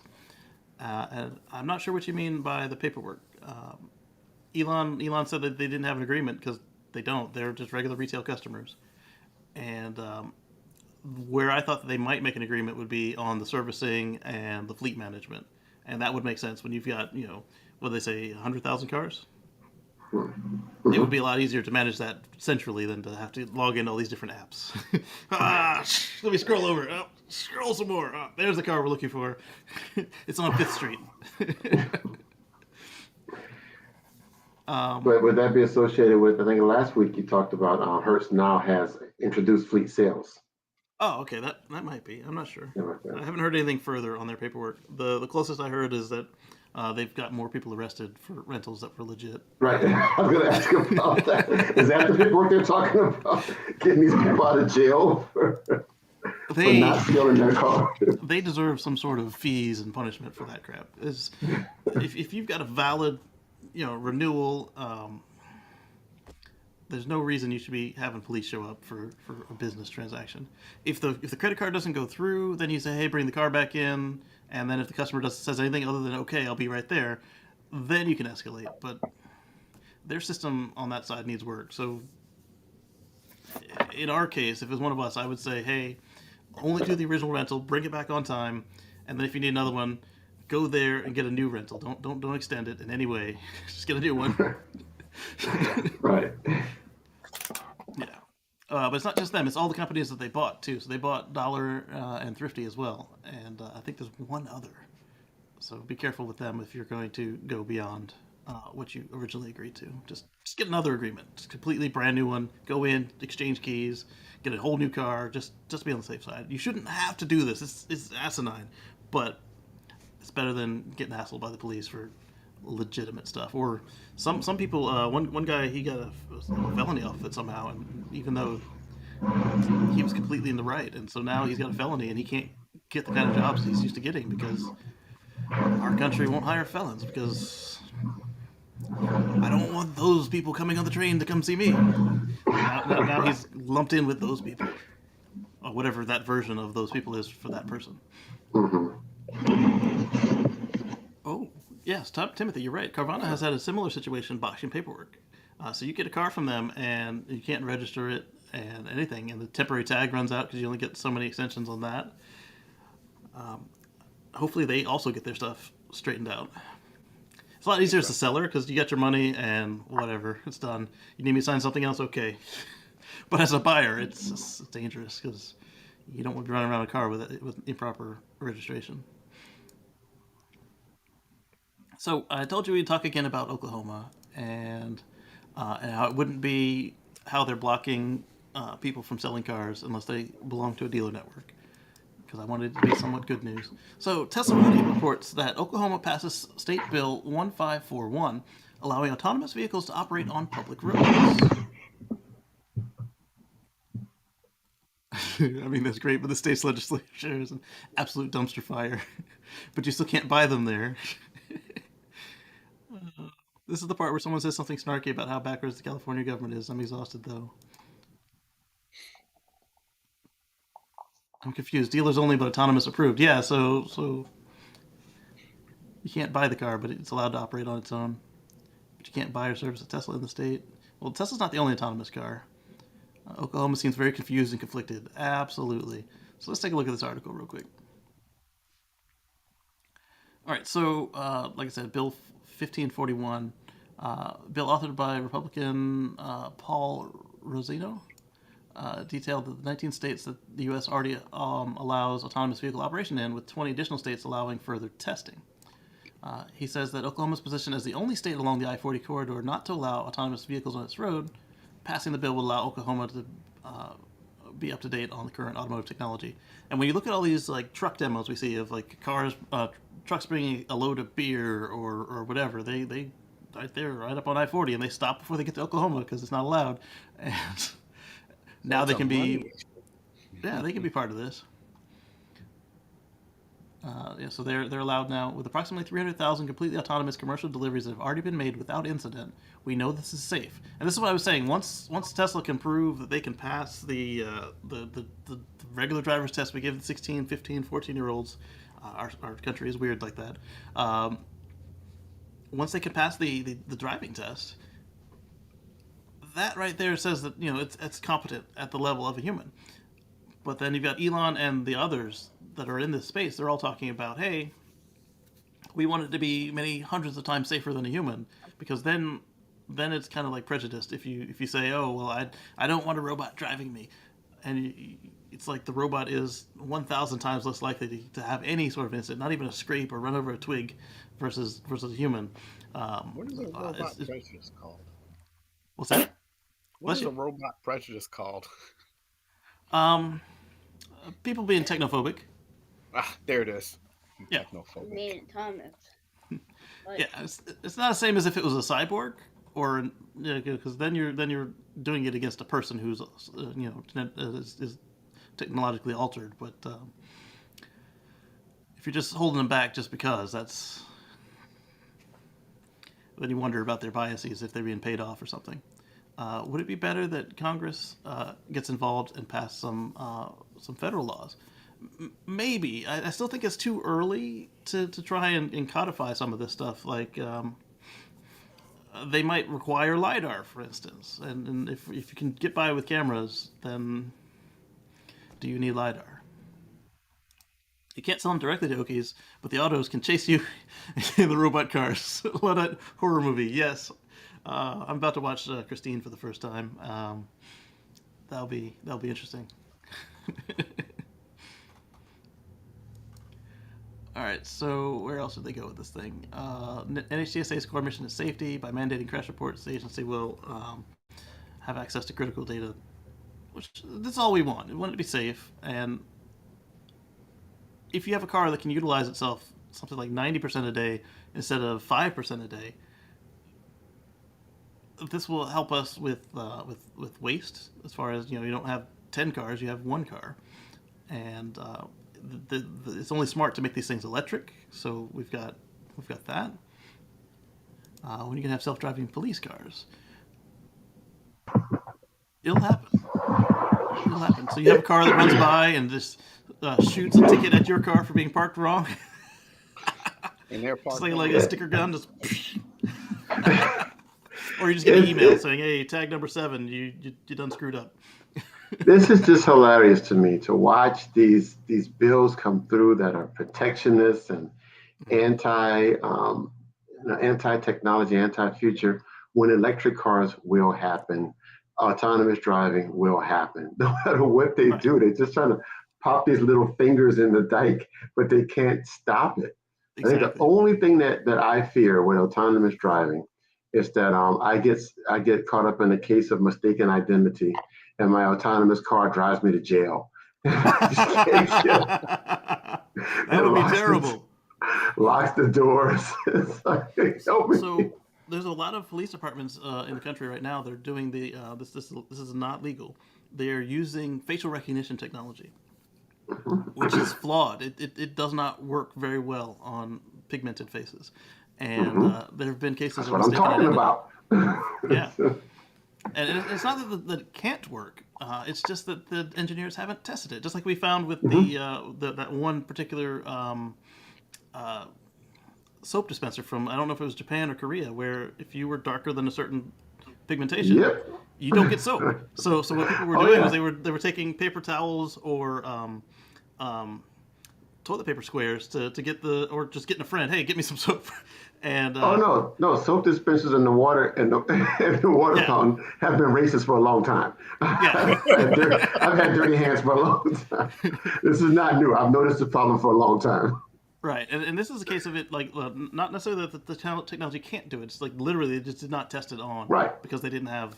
Well, in this case, they can have the excuse there weren't enough people there to test it on, but with the facial recognition, with the technology, it's a matter of not the sensor. With the technology, it's a matter of your biases creep into the product you make. So we found that some AIs just don't think that women exist. Other AIs, they were confusing black people with gorillas. And exactly. Yeah. You have to be careful what you feed these machines, because they will pick up on your biases and they will run with it. They will. Yeah, this is where institutional racism comes in. If everybody who's designing the system don't know black people, then you just don't even think that that's a problem that we need to look at. Yeah. Why would we be concerned about whether or not this this camera picks up dark skin. It picks up all of our skin. Right. Everybody we tested on, it works. Everybody in the office. Right. But then that's again where we see all these harassment situations in the offices, and people don't believe these women when they say, hey, this guy made these comments at me, or they're just constantly making these jokes, and I don't feel comfortable here. You take a step back, and once you start hiring more diversity, more women, more people of color, more foreigners, obviously some places you can't hire people who are not citizens, but to the extent that you can mix things up, you get more schools of thought. People who grew up poor, people who grew up rich, people who went to Ivy League school, people who didn't go to school. You get more robust solutions to whatever it is you're trying to solve. Or somebody just out of the train of thought. Sometimes you need a simple person to find a simple answer. This is true, yeah. Or they may already have the answer because this is how they grew up. And you didn't grow up that way, so you didn't even think about, hey, what if I slice it this way? David says, let's hope the robot cars only shoot tickets. I agree. Yes. If we ever have murder machines, I don't know. We're going to be in a bad place. A number of UK police forces are using the Model 3.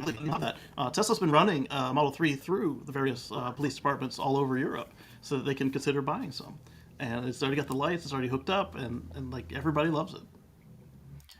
In my area, when fuel prices go up, they give police more bikes. I like that because that extra gas price is coming out of your tax money. Did you do a story before about the police complaining that they can't catch up with all these fast Teslas that the criminals are using? I think we mentioned it in the last one. Somebody showed that. And it's they show pictures. Just have the police get Teslas. Right. All in Oklahoma, contact your representatives and tell them to stop this. It went through the House. Bill 3994 is the bill that would make it illegal for Tesla to sell and service its vehicles in Oklahoma. Exactly. So this one here, 1541 is good. It's autonomous plus. It's been passed. It's good. But Bill 3994 is the one that says that Tesla and others can't sell their products directly in your state. So no Canoo, no Rivian, no Tesla, no Ford. Oh, no, Ford is fine if you go through a dealership. So no Ford Model E later on in the future when they spin that division off. You already planned it out. You already know what's going to happen. Yeah. So then we end up in a case like the beginning of the show, the $200,000 markup on a Hummer. And yes, that wasn't the dealer directly. That was a flip. But the dealer probably marked that thing up another $50,000 right away at the beginning. Yep. All right. So then, is this a Tina Casey article? It is long. Yes, it is. She wrote up a piece about Hydrogen City, Texas. Yes, that Texas. The world's largest green hydrogen hub. So yes, it's good that it's a green, but if you're going to make that much, just plug them into the grid and it'll be even greener. We've seen time and again that you lose so much energy at each step of the way. So they're talking about they've got 60 gigawatts behind the meter solar and wind production in South Texas. They've got H2 production with load balancing, buying and selling from ERCOT grid. Okay, so they're using their H2 production as a battery, so that's not as bad, but it is wasteful. I've got H2 pipeline and ammonia production, conversion to ammonia and global transport from the port of Corpus Christi. Well, at least it's actually in a form that more people can use, because you can use so much more ammonia than we can use in this country of hydrogen as a fuel. Or not as a fuel, as an energy transport substance. Salt dome storage, 6 terawatts of storage capacity at the Piedras Pintas salt dome. Rocket fuel production. Okay, I'll give you that. Combined with CO2 for green methane production at Brownsville. What's in Brownsville? The stainless steel rockets. That's what's in Brownsville. All right, so it's not as bad as it was when I read the headline, but hydrogen's still not the best use of this stuff. Let's see. We saw that one. I had a little one showing up somewhere in the chat, but I don't see that. Somebody must have retracted the message. All right, so there's Tina's article, and hydrogen. Oh. Hydrogen. I mean, yeah, I guess if we can get it green and use it for, like in that example, rocket fuel or jet fuel, something that you're not going to get enough batteries to fly a jetliner. But when we start talking about hydrogen for cars, it just doesn't make sense. Just put the electricity in the car and drive around. Right. It might make sense for trucks, but even then, I don't know that it will. Let's see here. There we go. And let's move on from hydrogen because we all pretty much agree that it's not the way. So Drive Tesla Canada caught some VW ID Buzz photos leaked ahead of the official unveiling, and then they had a link to the live stream there. And I was excited at first until the details came out about this thing, and then I was like, here we go, waiting again. So it's not coming to the US for another year or two.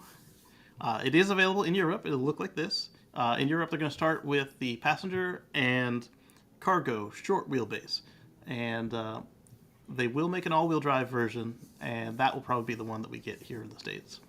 And they're going to make a long wheelbase version. So that one will be much more American-sized, I think, because the one that they have today, the passenger one, is a 5-passenger vehicle. And they say it supports 7 with 3 rows. But that third row would be really cramped in the short wheelbase. But I was talking about how they showed this thing off for a decade, and somebody pointed out, no, it's actually been 2 decades that they've been showing this thing off, and it's finally real after 21 years. They showed me an even earlier prototype than the ones that I was aware of, and 21 years. And is what 50 years old for the bus? When did that thing actually come out? The original one. In the 60s, right? Yeah. So yeah, it's 50 years old. Here we go. We've got a live stream. Let's see if we can't snag some pictures from them. 23 minutes. That's not bad. World premiere with a Pictures. Anything worth looking at? Okay, there we go. That's the cargo one. So what I'm wondering is how many people are going to take the cargo one and make a camper out of it. In fact, VW said they may do one themselves.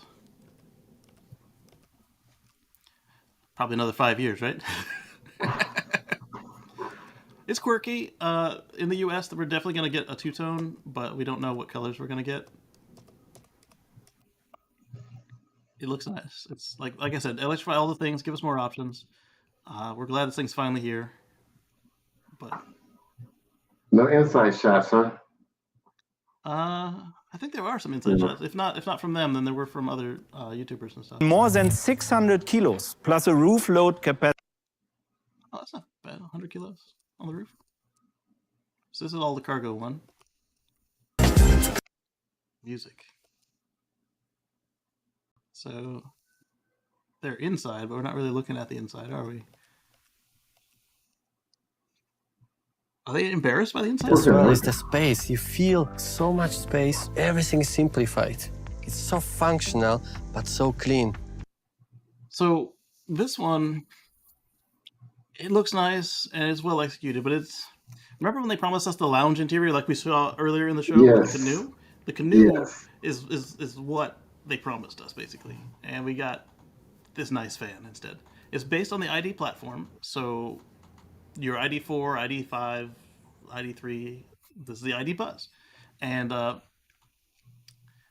DeMuro pointed out that ID for their electric division, right? But Buzz, because it's electric. Buzz.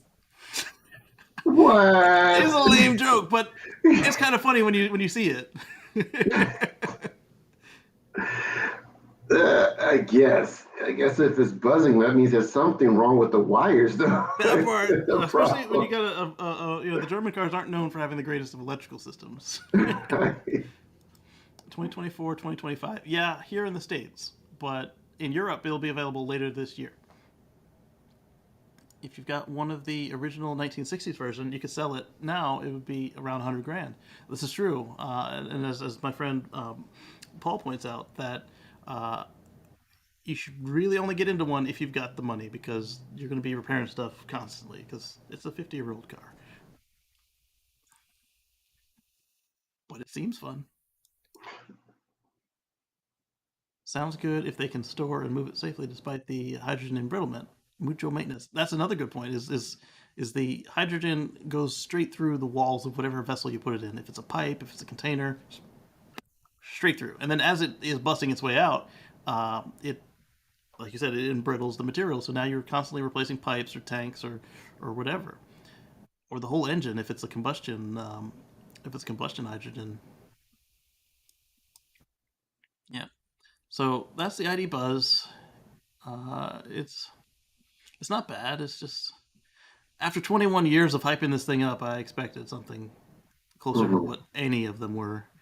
And so it's not that it's a bad car. I'm just disappointed that this is all we get. And it's solid. It's nice. It's just, this is the problem with hype. You need to be really careful about announcing stuff before it's ready to manage the hype with the level of what you actually expect to deliver. Because you don't see any tracks in here for the lounge. These seats don't spin around. That center console does come out like every concept that center console came out, thankfully. But that's as close as they got, was the outside shape and colors, and it's a regular van. It's a regular van. Got the whole driver setup is from the ID4. Yeah. Yeah. It's got I guess some uniqueness to the shape because it's shaped like the old minibus, but right. The other good thing about it is that it is a minivan. So if you don't like the slope that comes with all the CUVs, like say the Model X or any of the other electric SUVs where they have that cut roof, well, except the Rivian R1S, that one's got the full square SUV-ness.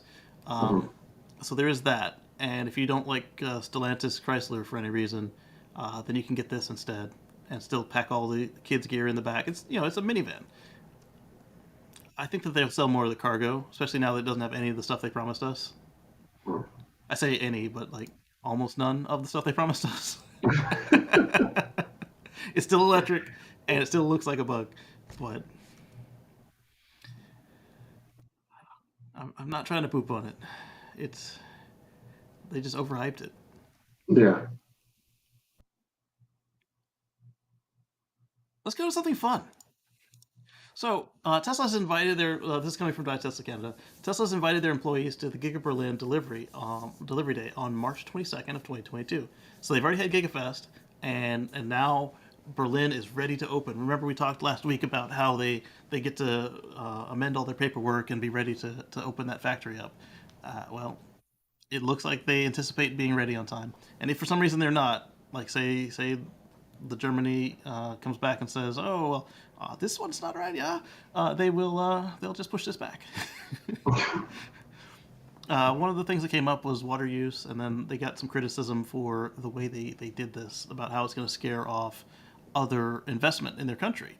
If Tesla had this much of a time and people saw this publicly, and then if they ask, like if this other company asked, "Hey, Tesla, like what else do we need to be aware of besides what was in the news? What do you recommend?"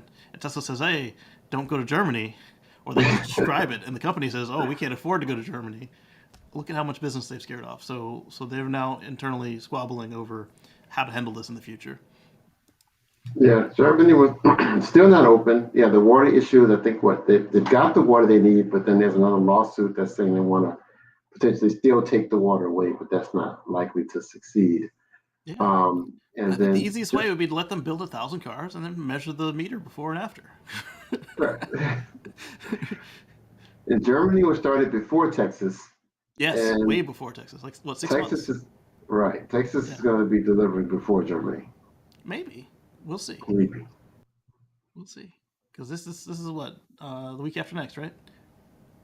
Yeah. Yeah. But we know they're both building cars, so we've seen them piling up outside both factories. And so if they both open up fast, I think David's 2.2 million is correct. All right, so then Inside EVs was talking about the ID Buzz was finally launched, but we saw the preview, so we're fine. Let's look at another new model. This one is the Chevy Blazer SS. So we saw that the Blazer was going to be an EV, and the Blazer SS hasn't been around for a while. And now it's back. And it's not a guzzler. It's an EV. But it's a super sport. Super sport, exactly. So I wonder if it's just going to have like more output, because when you got the GT Mustang as well, remember? The Mustang Mach-E. Right. So let's see what they consider to be SS about this thing. I think this looks like something that's going to get broken. What is that? That's the charge port? Yeah, it looks like it's got some sort of mechanism to kind of come out and down.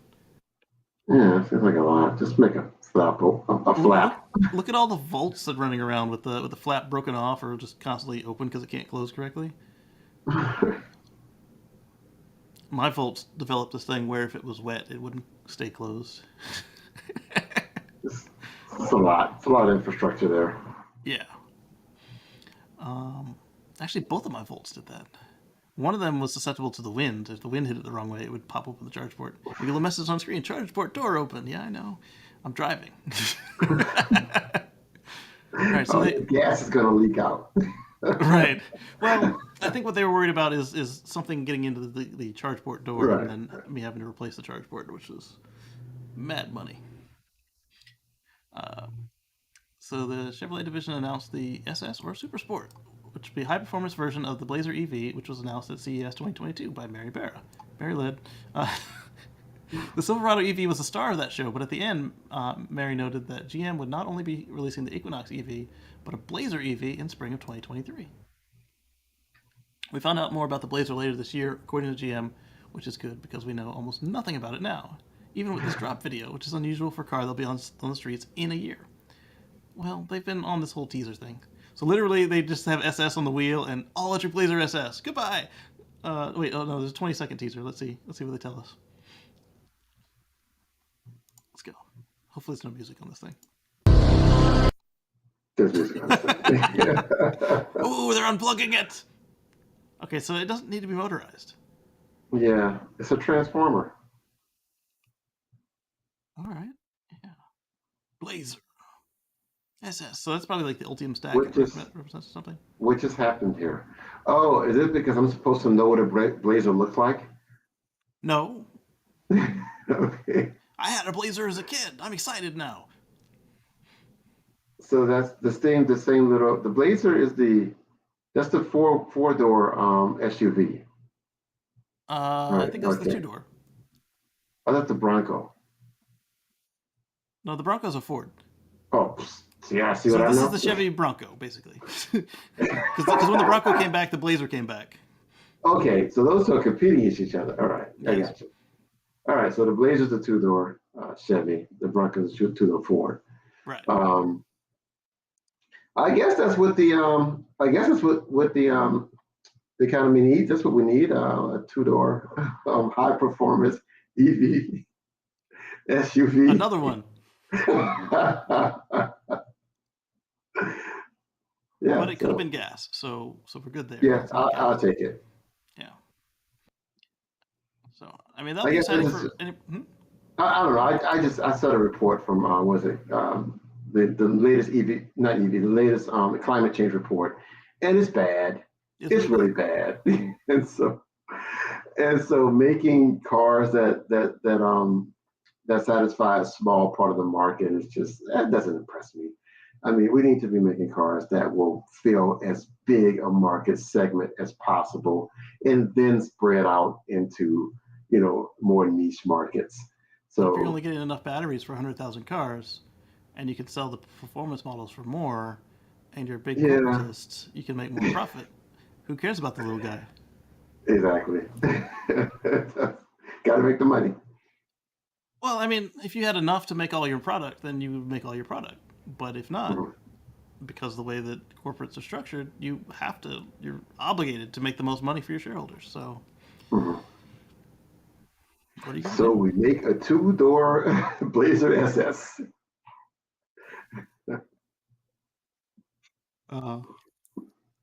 Eddie asks, are there many right-handed Teslas being built? Yes, they are setting records quarter after quarter when they drop them off the boat. Like literally, one boat shows up and like, hey, we've taken over the market. It's not literally one boat, but they, on the days where all the Teslas drop in Europe, UK, Europe, everywhere, Japan, record after record. Just like we see at China, like when it's China delivery day, like the thing goes around the block at the DMV. But the left hands are not going to be coming out of Germany if once they get it going, correct? The right hands? Oh, no, right hands. Why not? That's very local. Yeah, right now they that's come what out I'm of saying. China. Right. Yeah. Yeah. For Well, they come out of China and Fremont. Yeah. Yeah, So but then, if then we Fremont should see them come in. Fremont can now just focus on just California. Right. So Fine what enough, they yeah. can do is Fremont won't have to make any more right-hand drive Model Ys. So they can focus on just left-hand drive Model Ys, and they'll still make right-hand drive Model S and X because that's the only factory that makes those things. Cybertruck isn't going to go to Europe anytime soon, so they don't need a right-hand drive of that unless they win the Postal Service contract. Hmm. I don't think they will because Oshkosh has it, but Right. we've seen them move stuff. Like Boeing currently has the other 3 launches for the human launch system, but not human launch system, but the resupply with Orion, but they haven't even completed their first test successfully. So SpaceX just got 3 more launches last week. Wait a minute. Go back. What postal contract? The EV postal contract. Yes. It's already been awarded, but we could see, if they failed to fulfill it, we could see that get moved as well. And then they'd be delivering my mail in a Cybertruck? That would be awesome. Right now, they've decided they're going to do more gas because of their the leader of the post office. But right. Yeah, it's horrible. Next year, we'll see what happens. It's really weird now. When I'm in my home office, I hear the truck coming up the block. It's they're just as bad as the trash truck. Just slamming on the accelerator, slamming on the brake, slamming on the accelerator. That would be a perfect even hybrid, like not even EV. That'd be just perfect, just something with some regen. Both of them. Right. and teach them how to drive. Like you don't need to be slamming on the accelerator to go, one house down. One house at a time. Just like we talked about with the lady with the Mach-E, just ease into it. You don't need a jackrabbit.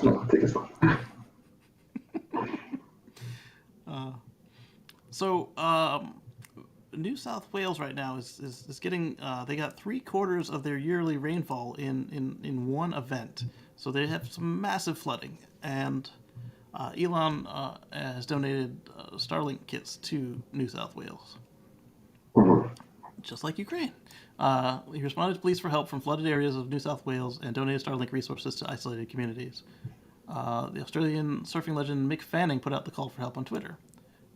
All right, so you have a link to this lady, but not him. Okay. He said, we need help with the flood disaster in NSW.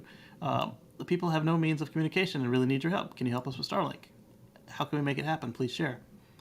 And, well, just like we saw with Ukraine, it happened. After Nick Fanning put out the call, the telecom provider NetVault donated over 10 Starlink rapid deployment kits worth $10K, enabling some of the worst flooded parts of the northern rivers to now contact family, friends, and first responders. Place and literally deploy the war zones. Inside here we've got the base Starlink kit, the dish itself, a tripod stand, and the power and auxiliary cables. The idea is that this is transportable via helicopter, via aeroplane, wherever it's for emergency communications to these areas. That's really cool. I like how it's in the crate too. The great thing about this is they're actually doing real world beta testing as it's being successful enough. That self-powered, the self-powered one is great. Just to be able to have its own power source, to be able to receive and send out that broadcasting once it reaches it. I've said this time before again. Love him or hate him, how well he's actively on the interwebs. He does the right thing when it's time counts sometimes. And you can go still in, but as I've conferred plenty of people on Twitter, give him some time. He's by no means less than aware of the environments around him. So he knows how to pick his thing. So regardless of how he's doing it, he knows his goodwill is coming. So he knows I can ask for this. I might get it because, they're there. But he's one of the few polarizing public figure CEOs that he can successfully do things like this. I am a big proponent of him having access only for this purpose. Because it said to presidents. New South Wales is like, wait a minute, Tonga, Ukraine. Hey, can we get some help? Here you go. Well, not just like, them. Remember all the native pre-COVID, yeah, or COVID, yes. He did Alaska, a rural place in Texas, several somewhere in reservations. Arizona. Yeah. The Oregon wildfires, because they need it. And then I think the U.S. Army Corps of Engineers was like, this is better than anything we've ever had. And in Ukraine, they're looking at it. The military personnel are looking at it like, why don't we have this yet? Like, he doesn't have to sell it. It's him responding to help is what makes it work. It's really good to see that. Eccentric, but good to see it. Yep. And QA Library points out there are already 3 electric trash trucks on the market on sale today, and yeah, they all have regen too. At least all the ones I looked at. I know I looked at 2 of them. He also points out one thing that we're missing is that 39% of the world population drives on the left, according to an insurance company. So yeah, that would make a difference as well, because 39% of vehicle traffic is 39% of the emissions, right? So roughly. So then we had some more stuff with the ID Buzz, because like I said, the one we looked at was a preview. So let's just look at the pictures. This one I like, this photo, because he's got this wooden building here. I don't like this yellow in the inside. In this lighting, it looks plastic. It looks uncomfortable. But I think that's actually authentic to the one of the VW bugs I wrote in had the body color inside the vehicle. I haven't ever ridden in the van. So then we got apparently these pictures don't get any bigger for some reason. Minidan approves of the van. So here's the passenger van. Here's the cargo van. There's a cargo van from inside the passenger van. And so let's then Is that a food tray? I'm impressed. A food tray where? Yeah, maybe. Okay, so that's a nice feature. All right, so then we've got this explains my reaction on the last article about it. Anyone remember what was promised? I think this is the one 10 years ago, not the one 20 years ago. This is what they promised us with the ID Bus. You can see why I was disappointed by what they gave us. Yeah. Now, what I will point out is that if you go back, 10, 12 years, that what got me into EVs or hybrids was the original prototype for the Chevy Volt. Yeah, the one that looked like a Camaro. Sorry. Sorry. Yeah, the one that looked like a Camaro. Yes, yeah. That's what I wanted. Then we came out with the, whatever we came out. You had one of those, but yeah, the round thing. Right. And I was like, maybe I'll wait, and then I ended up with the Tesla. But yeah, they always show one thing, and then when it finally comes out, it is not what they originally promised. Oh God, exactly. That has been the worst since I used to have a file on a different computer that was from like 2006, maybe to 2016, and it was all just concept cars from every show, and just drove up for every show, and it never either made it to production or looked completely different at production, to where I was like, what is this? It was in an auto show. That's not what it looked like. And yeah. So the yellow is an extra that you can choose that color to match the outside of your body color. Okay. So I would pick a color that I like, and then I'd be happy to see it on the inside. Not that the yellow is bad, but I wouldn't want the yellow on the inside of my car.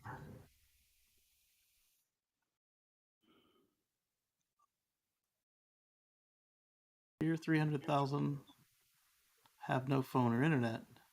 Only 500,000 people with phone. Interesting. All right, so then we had news that the Giga Texas has their Model Y stock that's just sitting outside the factory is doubled to 400 units,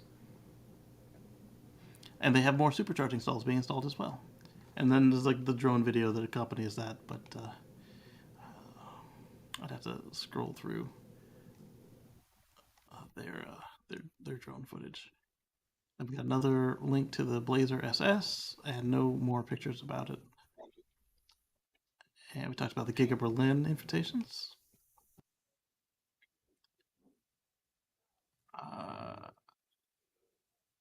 So then Cybergrade pointed out, but tell me about how Tesla only makes a car for the rich. And it was a link to that $300,000 Hummer, and the tweet has been deleted, so we'll skip on to the next one. So speaking of SpaceX getting contracts from people who can't keep up, the Human Landing System programs get 1.195 billion from Congress, the amount sought by NASA. It directs NASA to, within 30 days of enactment, deliver a plan on how it will safely ensure safety, redundancy, and sustainability in competition in the HLS program. So let's see what they said here. NASA will likely respond while SpaceX acts as the primary contractor. In total, we're cooperating with 5 contractors to advance lunar landing concepts. Blue Origin, $25.6 million. Dynetics, a Leidos company of Huntsville, $40.8 million. Lockheed Martin, $35.2 million. Northrop Grumman, $34.8 million. And SpaceX, $9.4 million. See, we just get so much bang for our buck for this little company versus everyone else. Like they're less than half of everybody else, and they're actually delivering, whereas everybody else is just burning our money. They want to somehow force NASA to split the funds they have for SpaceX with another provider and make Musk pick up the difference. Could Musk offer NASA a payback plan where he accepts IOUs from the agency so they could accomplish this silly task of wasting more money? What happens if NASA says they can't do it without more funds? Will it send actually shut anything down, or is this so they can tell Big Blue who?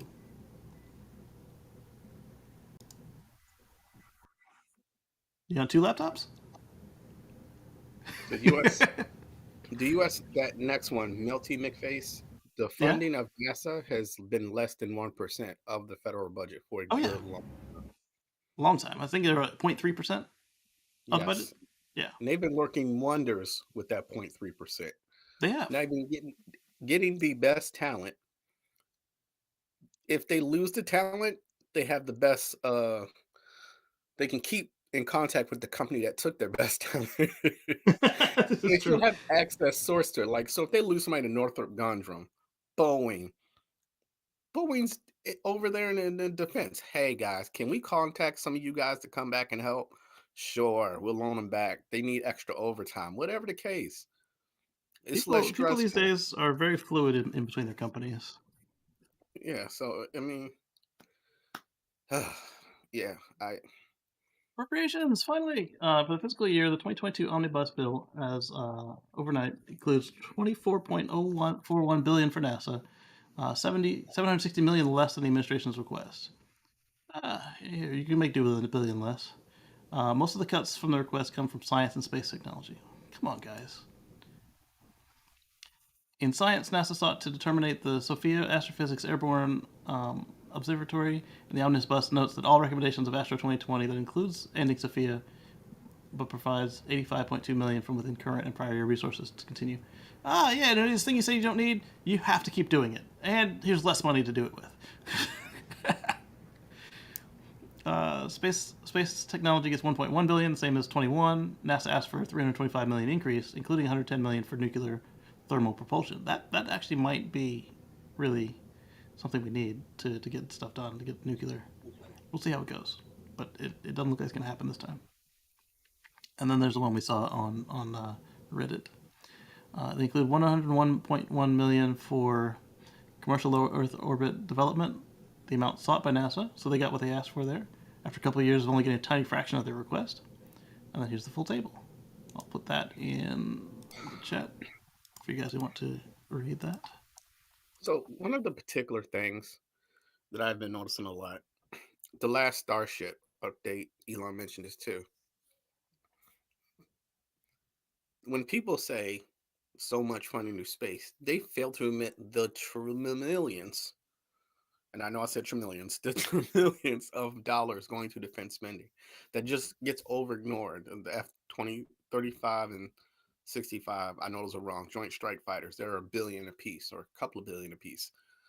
The life cycle of just the stuff that used to be 30 you get years. Tanks that don't even get unpacked out of the crate. Like the generals have said, we don't need any more tanks. Here's some more tanks. And they don't unpack them, and then the next thing you know, they're selling them on the surplus market. Yeah, it's just, and I understand the people at the tank factory. I get that, but you can, as we've seen with Rivian, you can take an old warehouse and modify it. So you can build something there. You can, trust me, as much as Elon and everybody else is trying to open up something, give that plant to them. Like it's it's wasteful spending. I don't think people are paying enough attention to. Yeah, so David points out that it's insane that they're funding more to the non-functional companies. I agree. Like, think about how much more you could get from this company that's been meeting time after time all of your requests and then some, and then developing a whole new technology. And is this their attempt to say that SpaceX is monopolizing the market? Okay. Just more efficient. Yeah, exactly. David says SpaceX needs to put its next facility outside the U.S. and sell launch services to the free world. Yes, and in a country that they're friendly with, so that they can get around ITAR, because you don't want to lose the government contracts. Canada or Mexico or Venezuela. I think Canada would be a great choice. I don't know that Canada has any territories near the equator. Okay, so Venezuela it is. It'd be easy and it'd be fun. No, not Venezuela. Okay, not Venezuela. Then. I was just naming a South American country. Sorry. France. France has got plenty of property around the equator. Yeah, I mean it's going to be fun. I still don't get it. There's so much hold up on progress. Indeed. So on Twitter, I was linked to this Volvo cars report. When you click this, it's the actual PDF, so your machine will download it. So don't click on it unless you want to download it. But there it is. Let's share the screen now. I started to skim this and did not get back to it because of events that happened here at home, including the snow. So they look at the carbon footprint report for the C40 Recharge, the Volvo C40. There's a lot more of them around here than I expected to. So Volvo's committed to sell only fully electric cars by 2030. Fully electric, not electrified, hybrids, self-charging electrics. No, real electric cars by 2030 only. So that's between Volvo and Polestar, which is a Volvo company. It's the most ambitious transformation into electrification from any established car manufacturer. They had to qualify that because Rivian and Tesla are both already at 100%. Yes. And from the gate. You know, Canada almost annexed the Turks and the Caicos. I did not know that.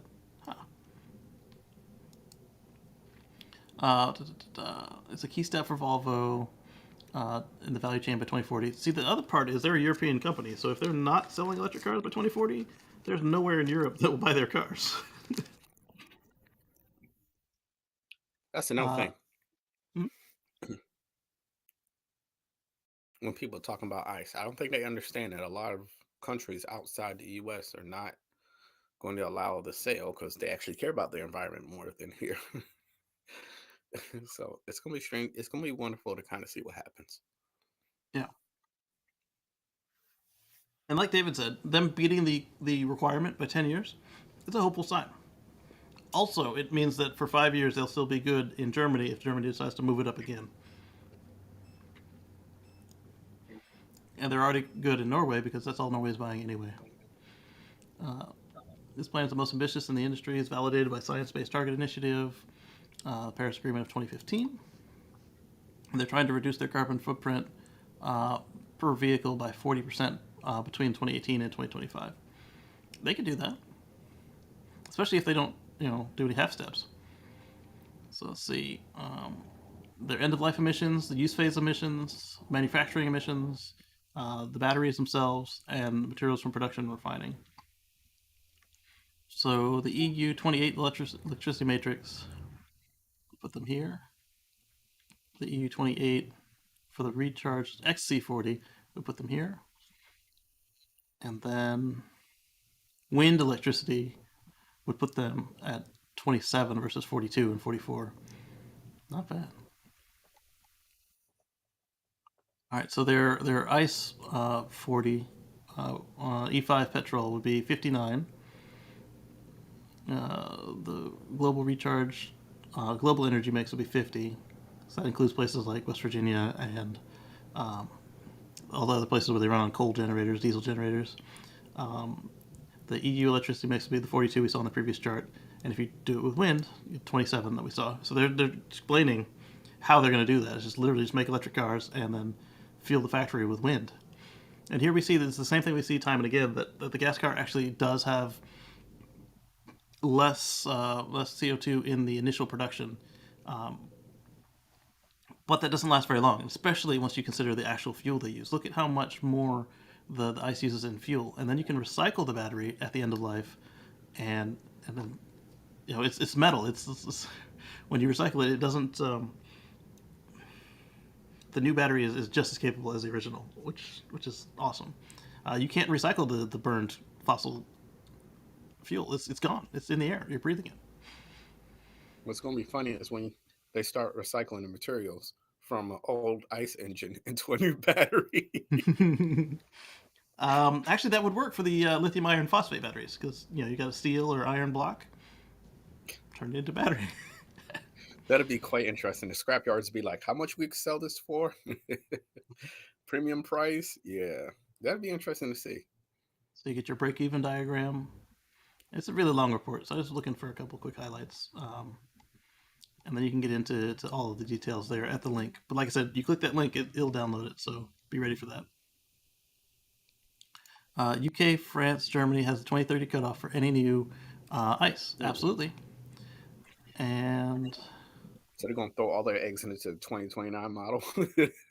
Right. A bunch of them will do that. Get, really. Good old Norway. All right, so let's see here. So this week I decided not to load all the stories up at once, so we didn't have a repeat of last week where the computer just calls itself on strike. I can't hold the power, Captain. What are you doing to me? So I have a video. Why? Oh, I know why. All right, so Brian Cooley makes another visit to our show, virtually, of course. Huh? I see him with the ring around, but no audio on my end. Oh yeah, I don't hear you. Your volume is up too. What's up with that? Is it using the right microphone?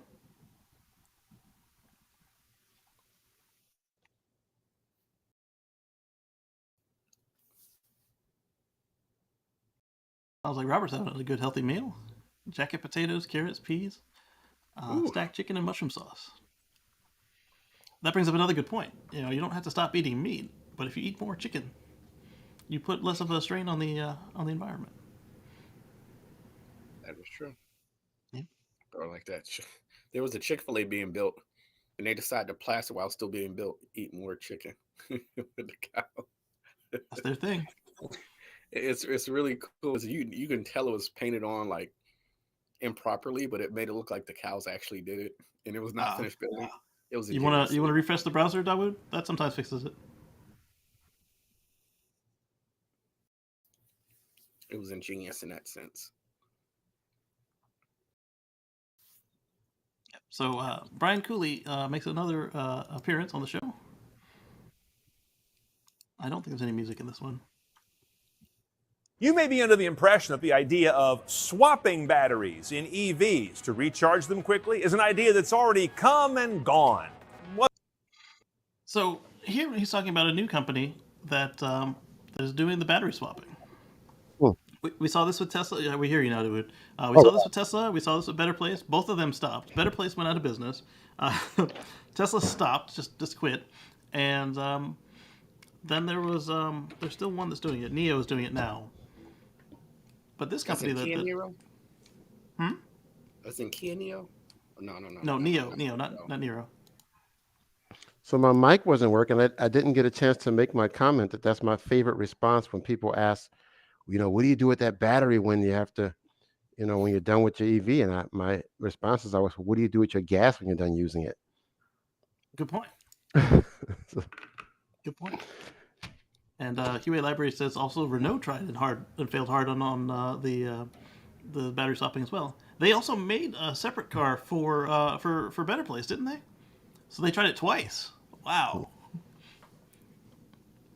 Yeah, because Better Place was running a Renault car, and then the whole trunk was like a battery swap thing, and it was interesting. Oh yeah. Yeah. It was a little pull-out thing, and No, it didn't pull out. It pulled down like through the floor, and it was just in the trunk, and so it was like not properly balanced, and it was a mess. And apparently, cost them $1 billion, basically $850 million. Wow. So, what's different about this company that Brian's talking about today is that the Ample wasn't going to work. But a startup I'm going to introduce you to here in San Francisco says that's because it wasn't done right. Let's meet Ample. Ample. So they claim it wasn't done right. It looks to me that looks exactly like the Neo drop-in chargers. But so their thing is, instead of replacing the whole battery pack, they want to replace these modules, and they want to have like a standard module format. So they'll make an adapter for each car that can hold X amount of modules, and then they'll just fit into a frame. Like this. Frame you see under here, which is essentially and so this one can hold eight modules. Adapter. This is where the factory battery. So here you can see they've already removed two modules, and then there's another 2 modules behind it. I guess I can use my mouse here. 2 modules here because I'm pointing, and you guys can't see where I'm pointing. And then you got another 2 modules here. I don't think this is going to work, actually, personally. But it could be what's different, because right now you can't get any of the manufacturers to agree on a format. But I think it's even worse than trying to get them to agree on a format is to try and get them to use somebody else's battery. And when you see this thing... I don't think it's going to work either. Right. And then when you see this thing come down, you can see, look how much space is wasted inside the container. That you got a stack of prismatic cells or pouch cells right here. And look at how much space could have been batteries. And you've got that repeated, 8 to 16 times underneath the vehicle. Or less if it's a small car. I think now, is that when you have those battery swap things, is battery swap going to be the only way of charging, or do you no. will you also be able to plug in? Depends on the company. If they're greedy, yes. But you can, for most of them, you can recharge and fast charge as well. But you get done faster with a swap. So here's the robot. If we're looking at people living in high-rise apartment complexes where you can't get the charger to each parking spot, this might be something they can install in the garage with especially if you have a valet type situation. But we're talking about pretty upscale places. Right. Or Mr. 1,600 miles with his diesel truck, he can keep swapping and keep on rolling while he stays dehydrated. Right. So, but I have a picture of myself at the Tesla battery swap spot out in Harris Ranch. Awesome. Yeah. Cue that up for after this, and we'll. I don't know where it is. It's pretty deep in my photos. But I'm just saying. But the point is, it's there.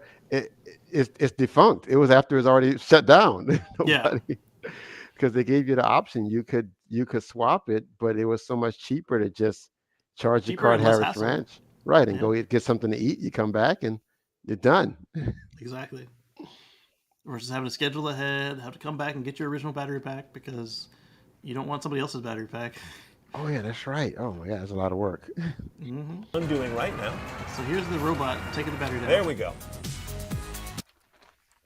And there's a tray. All right, so that's the battery that the robot just took out. And tray that the robot just pulled out of the car. The outer perimeter here, this metal box is the tray. Inside are 4 battery modules. These are unique to Ample. They designed these. Inside are cells that kind of look like. So you can use prismatic or pouch, but look at how much space is wasted. I just don't like you said, unless it's multi-family situation, I don't see this actually succeeding. And then it puts it back, screws it in. Let's look at all that. Think of all the infrastructure. It's a lot of stuff. Right. It's a lot of stuff. Just one cable that goes in is much easier. But what about the only thing I can think of maybe is if they market it as not that it's faster than gas, but maybe there's some cost savings in leasing the battery. Right. Instead of having to buy a whole battery when you buy a car. And that was the case with Better Place. You only own the car. You didn't own the battery. So now your upfront cost to get into an EV goes way down. You got this monthly, but maybe that's more affordable. Right. And then the premise with Better Place and then with these guys is that you can then, as the battery technology gets better and they start replacing the worn out cells, they're replacing them with the newest technology. So your car will actually get better over time. And then they went into this whole thing about how you could just swap the spent modules if you only needed half a charge, which seems just, I don't know. If I'm coming in, I'm changing the whole battery. There's no need to change half of the cells. But they did point out that they can charge on level 2, whereas everybody else's fast swaps did DC fast charging on their cells, so they can be ready for the next system, unless they were going like through a power outage, because just like the GoGoRo, they could actually self-power in the case of a power outage from the existing cells and whatever battery backing they had on site. So David says, any model for battery swaps worries me if it depends on well-behaved customers taking care of their rental batteries. Exactly like we talked about with the GoGoRo, is you're going to end up with a case where somebody's not taking good care of the batteries that they're swapping in. And even if you can charge it at home, if you get a bad battery, you're going to want to eventually come back and swap it back out because the one that you have has a scratch in the casing, or they charge it to 100% and they discharge it to 0%, and a lot. And now you've got a worn out battery that doesn't go as far. Let's see. Renault only last year. Wow, I didn't realize they quit so short. Or they only started last year. They sorted out the battery issues because you bought the car and leased the battery. Yeah. And then there was the Twizy. I think the Twizy you could lease the battery. There was no swap for one of the Renault models. There was no swap, but you didn't own the battery. So, if you paid off the car and stopped giving them money, they'd come repo your battery. Enjoy that lawn ornament. That's like one of those buy here, pay here sites where they just turn, or pay areas where they just turn off your car when you don't make the payment. Something like that, yeah, exactly. Hi, Kobe. All right, so let's go to this next one here. So we touched on the Model Y. You could get the Model Y faster if you get the FSD on your long range or performance. And so Electrek, their headline was a little misleading. They said Tesla is tripling your Model Y delivery time if you don't add on the 12,000 FSD option. And then Eisenbeck says they're not tripling it. They're just giving priority to those who order FSD. What a BS title. Current delivery dates have been like that for 3 months at the latest. This is true. Brah! All right, so let me see what this is. All right, well, there was nothing offensive to show. I guess whatever it was a spam because it went off. John Hanna says, my Model S Plaid. Why will I only buy Tesla from now on? Because the only thing I want my child riding in is the safest car on the road. This Ozark Tesla. Aww.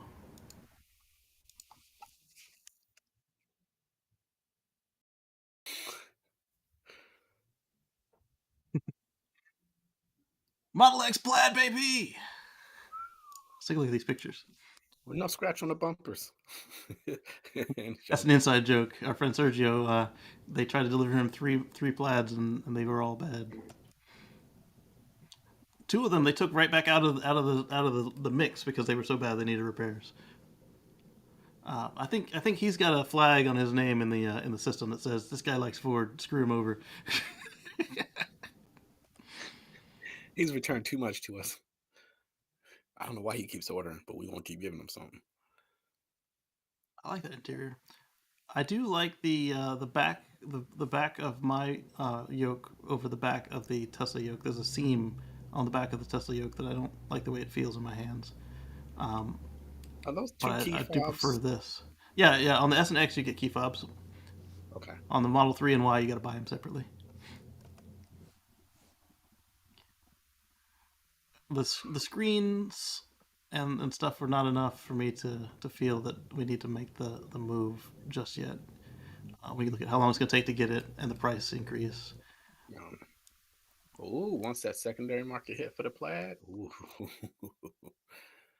Travis Morgan says charging next door to a brother from another mother. Lucid Air. Look at that.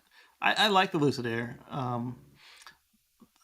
There was an article that said they weren't going to make as many this year as they had planned, but somehow it didn't make it into my list for today. My driving habits, Tesla cost me roughly $500 a year in fuel, including supercharging on holidays, where a diesel car would cost me roughly $3,000 a year. That's another point right there, is that it's not just about what's good for the environment. If generally doing the right thing for the environment is good for your pocket. So like if you put solar on your roof, all of a sudden your electric bill goes from over $100 a month down to negative. You go EV, you're spending $8 to $16 a fill from 0 to 100, which you don't ever do, to versus $90 to $150 a fill, depending on what gas is doing.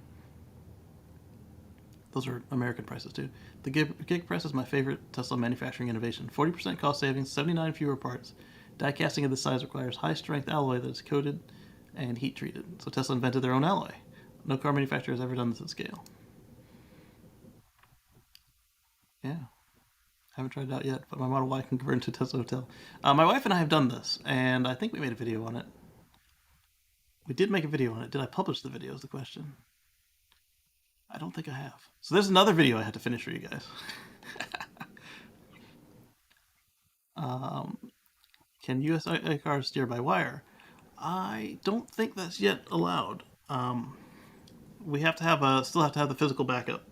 So I think the closest we've seen to that is an Infinity that, like when there's power, it just stays disconnected, and if it loses power for any reason, it like electromagnet releases, and it connects back into a manual system. If I was reading how that worked correctly, we'll get there eventually. We just got matrix headlights to be allowed, where you can have the high beams and low beams on together. Do Tesla own their own metal foundry?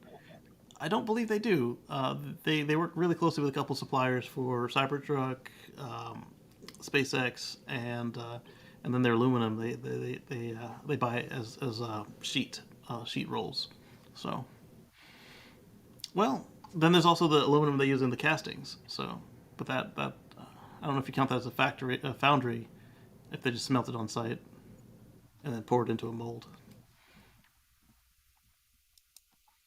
It smelled bad. Terrible. So Tesla wins Kelley Blue Book's Best Overall Luxury Brand Award for the third year in a row. As we discussed last week, what constitutes luxury? I don't know, but Kelley seems to think that they're luxury. I would still personally call a Tesla a premium car over a luxury car. It's that there's the hardest thing about selling against Tesla is it's a Tesla.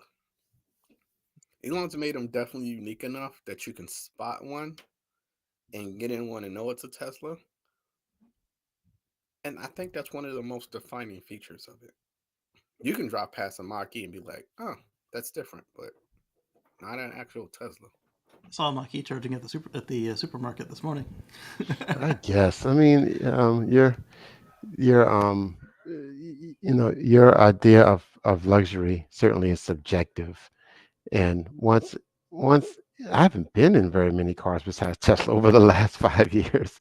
Yeah. So now when I end up in a friend's car and it's a gas car, it's all these buttons and dials and switches and wood and stuff, and they're like luxury. I'm like, what? That was the one thing I was glad in that Rivian is that it didn't have too much of that extra stuff. There was a lot more going on the steering wheel than I was used to, and they had that wood on the dash, but it was more Tesla-like than we see in these other cars where they've got knobs and like. Why does the Mach-E have a knob on the glass screen? And it's not even a real knob. It's a touchscreen emulator. It's a It's got capacitive rings on it, so when you spin it, it actually is doing the touch that you would do.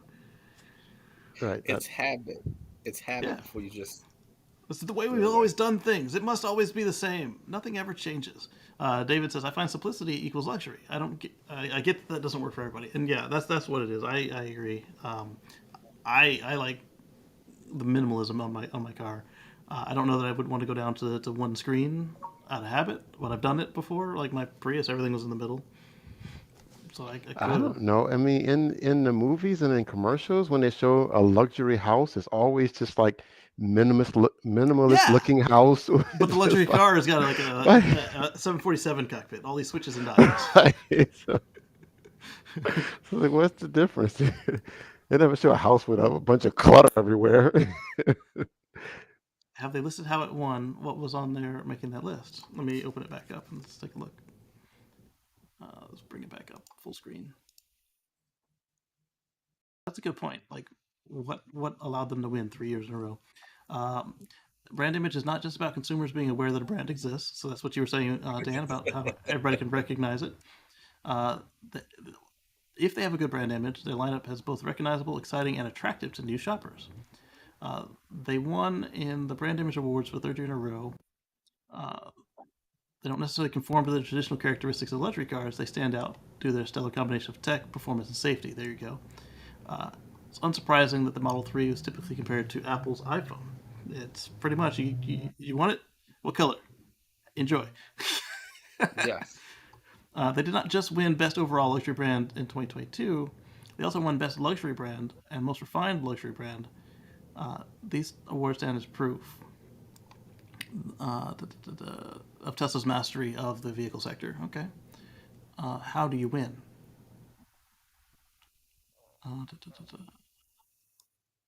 Customers requiring room for cargo and passengers.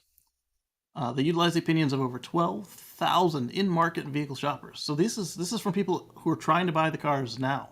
Like, hey, I need an SUV. I like that Model X. I need a sedan. I like that Model S and that Model 3. Yes. I need a small crossover. I like the Model Y.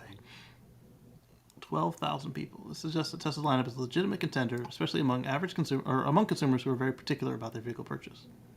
There we go. What's crazy is that it Tesla's so well known enough that it gets placed into TV. It gets referenced. I was watching a preview for a movie that comes out this year, and it was like an indie film, and like prominently it happens, like at least it's the scene that I started the preview in. It happens inside a Model 3. The screen is just on. It's like it's doing Tesla stuff. Yes. Yeah. It was another it was a show, one of the vampire shows. And the dude gets in it and he's like, this thing's like a spaceship. And I'm like, it's that well known. So seeing that it's that well known, I get why they base it off of those factors. Because people want one. It's only telling people that, hey, and they never call it out. It's just there. Like in the Handmaid's Tale, you got the Model X doing the thing with the doors. In a bunch of other movies and music videos, there's just a Tesla there. Like, well, some of the music videos, it's in the lyric, hey, blah blah blah Tesla. Yeah. One that my car likes to play for me all the time is talk about the Tesla phone. Off to the side, so if you're coming in that area where it's like Bentley and Rolls Royce, you see them spotted in the videos, but it's unique enough that if you don't look carefully, it blends into the background. Somebody goes, "That was there." No, yeah, I rewind a lot when I see a Tesla just show up randomly. So the other Omar is saying that this means it's time to increase production even further. He's pointing that at Jim Farley. Mike Whalen says Ford CEO Jim Farley reiterates that the F-150 Lightning is sold out for 2 or 3 years. The company has stopped taking reservations on the vehicle at 200,000 units. I'm gonna have to agree with Omar on this one. Just because you sold out doesn't mean you stop selling them. It means you find a way to make more. Just like we saw with the Model 3. Get yourself into some production hell. You're Ford, for crying out loud. You've been making cars for over 100 years. You know how to make cars. Find the parts, find the chips, and make a promise to try and get them out on time. Come on. It's got to go back to sales 101. Right. No, I sold peanuts in the Mardi Gras parades with my brothers. Yeah. And sometimes we didn't make it all the way to the parade route. We'd sell out and we'd be happy. Yeah, we sold all our peanuts. And then one day it hit us, wait a minute, this is bad. We could have sold more peanuts. Exactly. Exactly. John at Tesla Owners SV says, why would they stop taking reservations? Why did we stop selling the peanuts? Jack has a cynical view of it. He says, because that's how press release stock pumping works. Rather than actually execute and produce EVs, there's a steady stream of announcements about reservations, investments, or future production targets. It's time for Ford and others to stop talking and start doing. The only reason I didn't give him a hard on that is because Ford is doing, but he's got a point that a good portion of this is performative. But we've seen this year how many Mach-E's were delivered and versus how many GMs were delivered in the last quarter of the last year. What's crazy is 26 versus thousands. What's crazy is what? I think it's going to happen like what happened with the Mach-E. When the Mach-E came out, it took that share of what Tesla had on the market. I think if the Lightning comes out, it's going to take that share of whatever other truck might compromise the market. Just because I get, it's not pie. Just because I get some percentage doesn't mean that you don't get some. What we're taking from is not taking from other EVs. We're taking from the fossils. Yeah. Yeah, but they also sell the fossils. Is the problem? That part. They sell them both. All right. I mean, because when they come out with these EV trucks, I'm going to buy one. And I'm not in the market for a truck, but I'm going to. Right. But now they just made the pie bigger because I'm going to get one. The only problem is that they're taking it from what they were selling before. Right. But So in Ford's case, they do take away from themselves. But if it was Rivian or Tesla, they are not taking away from anything they would have had. But if they're making them profitable, that's the if. Then it wouldn't matter. But how profitable can they make their EVs compared to their ICE cars and compared to the competition of Tesla? Well, that's why you got folks like Monroe and Associates to tell you how to make it cheaper and faster and better, stronger. I think they can get it cheaper if they go recycling parts, like I said. Melt that engine down, get its source materials. Well, if you never made the engine, you don't got to melt it down. Well, that's why they can keep the interior. That's why they keep the interior similar. Just keep putting those start buttons in there. So, right. Just don't write the word engine on it. Right, power on, power off. You don't have to say start. So people actually believe not being able to meet demand for 200,000 vehicles until 2025 is bullish. There's another kind of bullish. It just means the most they can hope to make is 67,000 per year or so. Literally no EV company can meet demand. Success is markedly related to scaling ability. Yeah, even Tesla is not meeting demand. But they're doing their best to make it. They're building factories. They're getting more. They're getting more supplies. They're getting more raw materials. They're trying to make it happen. Hiring more local jobs, like right. They're doing all the right stuff. If they expect 200,000 over 3 years, then that would be more like 40,000, 70,000, and 90,000. Yeah, that's true. They're going to ramp it. So expect the 90,000 capacity in 3 years to get there. I'll give you that. Yes, that's obvious. Not the point. 90 to 2025 is good. It's not. If it's not good if they're an EV startup company. That's not the case. They're not Rivian with negative earnings. They'll be all right with slow transition. They make 6 million vehicles per year. You're looking at one factory. That's not good for us. Remember, we're breathing in this stuff. So just because, they've got the luxury of going slow, we don't have the luxury of going slow. Miami will be underwater soon. In my lifetime, most likely. We can't wait. Their partnership doesn't even begin until 2025. So yeah, they're buying LG batteries till now. They don't have Tesla space. Tesla's on another level. Who's going to win distant second in the EV race? Good point, Solus. I wonder if luxury has EV margins yet. That's another good point. Will they make the profit margins? So you got to ask why they don't make more. Perhaps battery supply. Maybe. Tesla spent years building out well thought out supply chains and still struggle to get the parts they don't make themselves. If Ford can manage 200,000 units by the end of 2023, I'll eat my hat. This is where I click in, remind me, in 2 years. I don't know the commands for the Remind Me bot. The Mexican plant was going to make other models besides the Mach-E, and it seems they're going to change that plan and increase the Mach-E production. See, this is what I'm talking about. This is why I think that Ford stands a chance right there. Is because they are trying on some levels. Like they've been doing great with the Mach-E, but it seems they're dragging their feet with the F-150, and it makes sense. Like Dawood said, your other product is the competition. So I get the hesitancy, but this is what kills all these legacy companies, Kodak and Polaroid and all of these other companies where they're so afraid about cannibalizing their other sales that they end up losing altogether because they're being too cautious.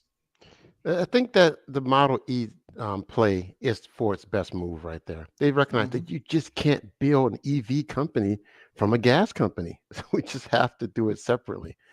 People keep it, and I talk to people that ask, well, Ford, when the legacies get in, they'll catch up. They'll catch up. I'm like, look, you got to think of it like this. If your company made pencils, and now this new thing that comes along that makes ink pens, you would think that the pencil makers can just switch to ink pens. You can't. Right. You're sourcing wood and graphite and rubber, and now these guys are getting plastic and ink. It's just two different things. It's not, they both are writing implements, but they're not the same. It's the But same you can with use your EV. experience in the field and make a transition. If you don't make a transition, you're dead. Right. And most of them choose death because it's hard. What do we do mechanical pencils? It's the same click. Right. It's not an ink pen. But they would do it. That's exactly how they would do it. Let's switch it to mechanicals first. We have the self-charging hybrid or the self-charging electric. Yeah, that's it. You still fill it with gas. Cybergrade points out one more thing that wasn't on my 2022 bingo card. David says, good point on the switchover diode.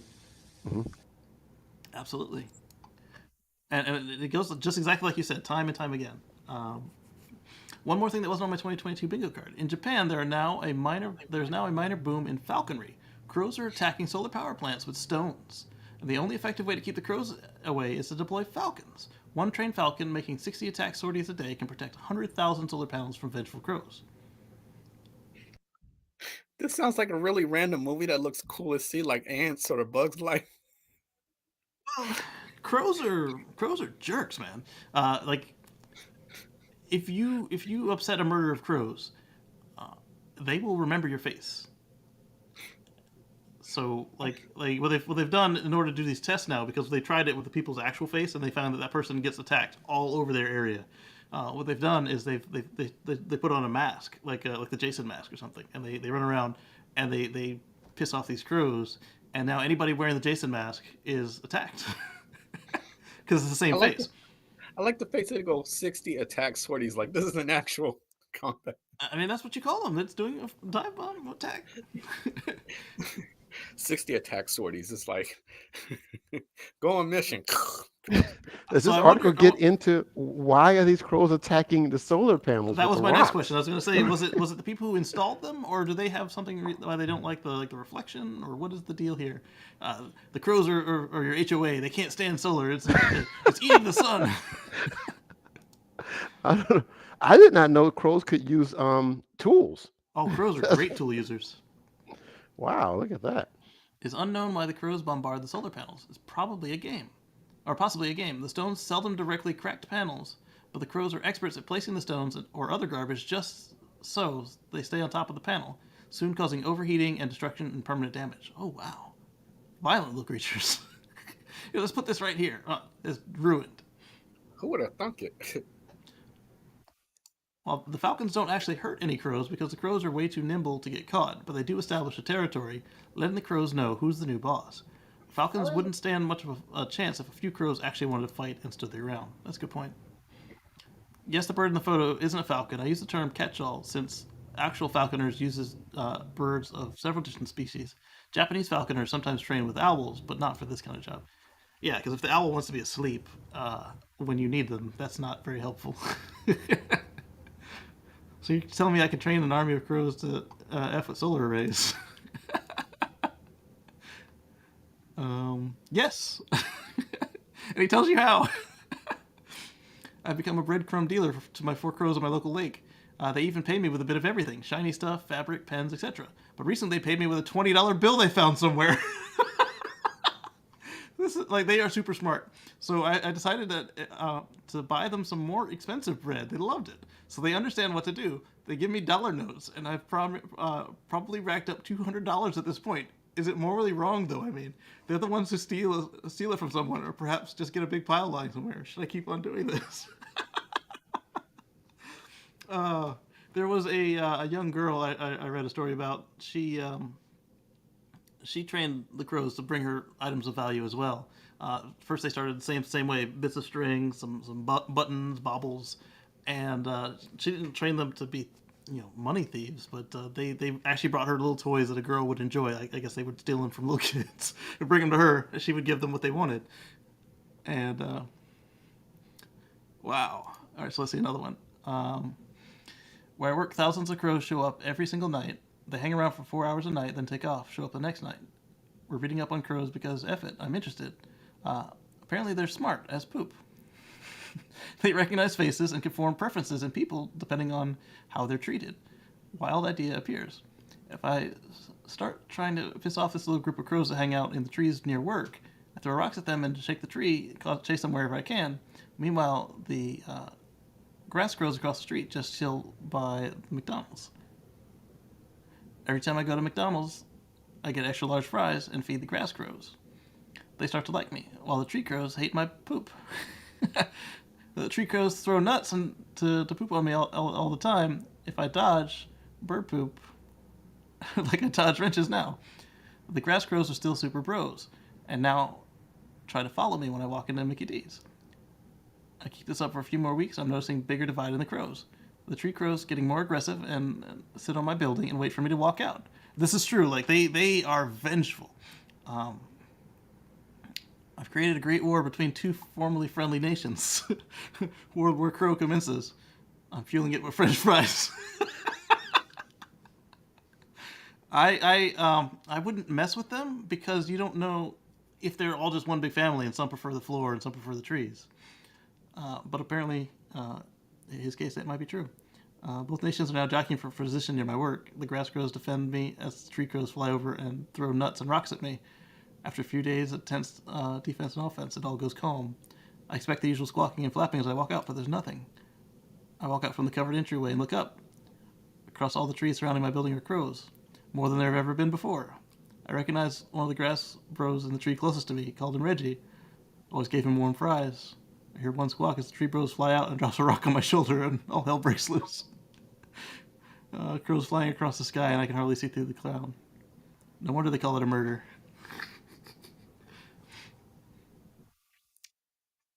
I think he's exaggerating a little bit on this, but yeah, this is kind of how it works.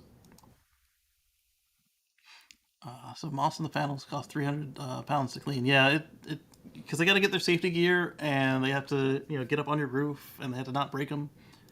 Hasn't anyone seen The Birds? Watch out, people! Yes, the Birds, and then that episode of Black Mirror. They're based in fact. Please make this into a movie. I can see O Fortana being played over the battle. Why do crows hate renewable energy? Well, it might be a game. It's one of the craziest things I heard in a while. Has any video been captured of this? Whoa, that's aggressive. That's a lot of panels. We do need solar, but maybe we're overdoing it in certain places, and the crows are telling us something. Yeah, I mean, I would much rather it be on rooftop, because then you're not using up good land. But as we've seen with, if you put it in farms, you can depending on what you're growing, it can help. And then if you put it over, like we saw last week, over the waterways, you can help, especially in the desert. You can help stave off some of that evaporation and keep the panels cooler, because a cooler panel produces more output. So it's not the heat in the summertime that does it; it's the more sun in the summertime that does it. Birds follow me. Alfred Hitchcock in The Birds. Yeah, so just be friendly to them. That's all I ever do with birds. Is make sure they don't have any reason to hate me. I think Rick and Morty was onto something. All right. So this one.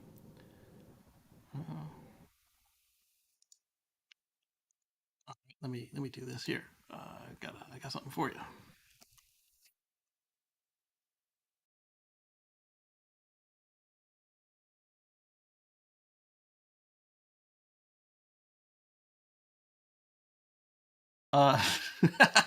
So I found a way around it, but it's been disabled for this site.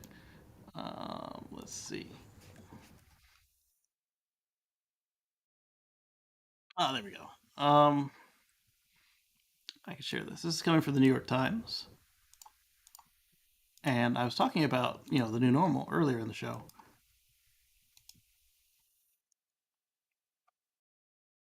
So after a 2-year, 50 million person experiment in changing how we work. So it's not just changing how you work, how you commute, how you think about life. And they went on to talk about how some people like myself will almost never consider working in person ever again. And then other people are thinking about what's worth it for their commute. And I don't know, how about you guys? Were any of you able to work remote? And are you an extrovert who prefers the water cooler chat? Or are you an introvert who doesn't care about the latest sports scores? I thought it was a nice article, and as I mentioned it a couple times throughout the show, it plays into how we want to structure our society as far as the idea of commuting, how you want to lay out your towns and suburbs. The farms will probably still stay far because land is still valuable no matter how close and how dense you want to make life in the cities. But that's here in the chat if you want to read this article later. Then, didn't realize that program was running on this computer. I heard an alert. So then Sawyer points out that, Sawyer Merritt points out that the Model Y has another variation that was approved through the EPA. He says, well, this is interesting. This does appear that, at least on the surface, there will be a whole new model. Tesla could introduce a new entry-level all-wheel drive Model Y with 279 miles of range, maybe 244 miles rear-wheel drive version to bring down the cost, and maybe they'd use the lithium iron phosphate pack. So then here we can see, right here, 2022 Model Y all-wheel drive, 123 combined efficiency, 129 mpg city, 116 highway, with a total range of 279 miles. And 28 kilowatt hours per 100 kilometers. Or 100 miles, sorry. One question is why introduce the cheaper models when they don't have the capacity to produce enough of the more profitable, expensive models right now, where demand is still through the roof? Yes, I know it fits the mission, but it's still interesting.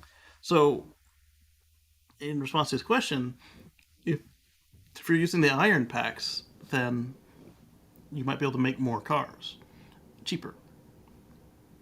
So then they can use, the rest of what they were already doing to continue making the nickel cars.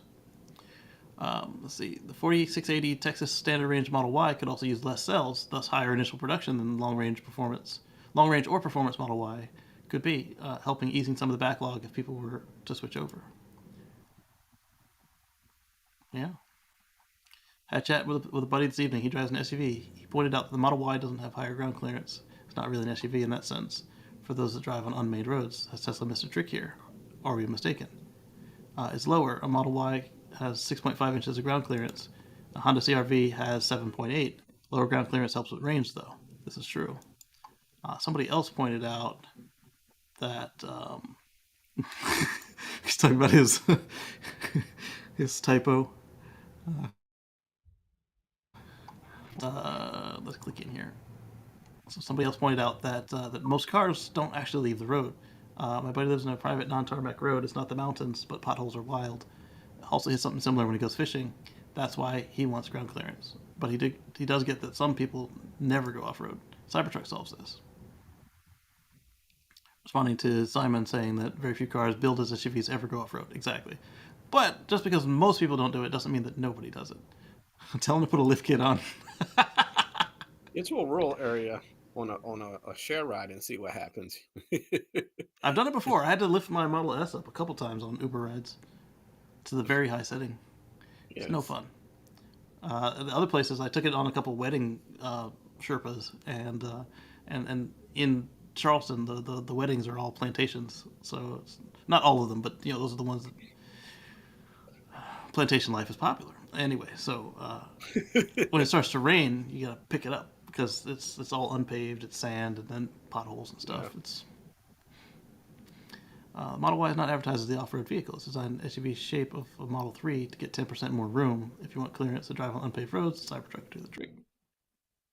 All the Model X with ground clearance at maximum air suspension resembles more of a van than an SUV. Yeah, they lowered the maximum height. I have a video about that. They lowered the maximum height of the Model X through software. Low profile sporty tires also unsuitable for steep and bumpy terrains. Yeah, this is why I don't have the 22s, because if you look at the video that the off-road guys, I believe, made, they did their off-road track with 22-inch sport tires, and it did okay, but it would have done better with the 20s. Never heard of crossovers. It's a pretty redundant category of the common car. People like driving higher position. My OBX home in the sand area, no paved roads, need a Cybertruck. I agree. Especially with the ground clearance that Elon was talking about during the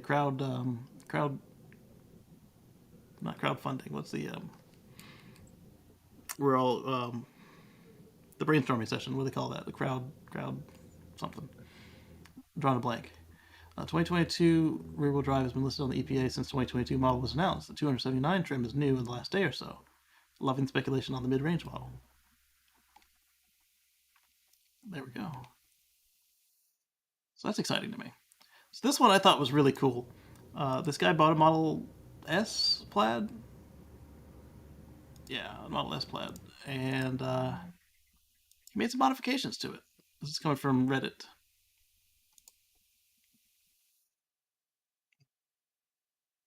Okay, so that doesn't do what I thought it would do. Let's close this down. I clicked on it and it opened up the single image by itself. Take pictures in landscape. So anyway, he's got plaid. It is plaid. I actually like this material that they have on the plaids. And it looks like he just kind of either had it replaced with the plaid pattern or had it dyed. Did all the doors. It's very well executed. I don't know, I know a lot of people aren't into plaid, but it was very well executed. And then there's them doing it.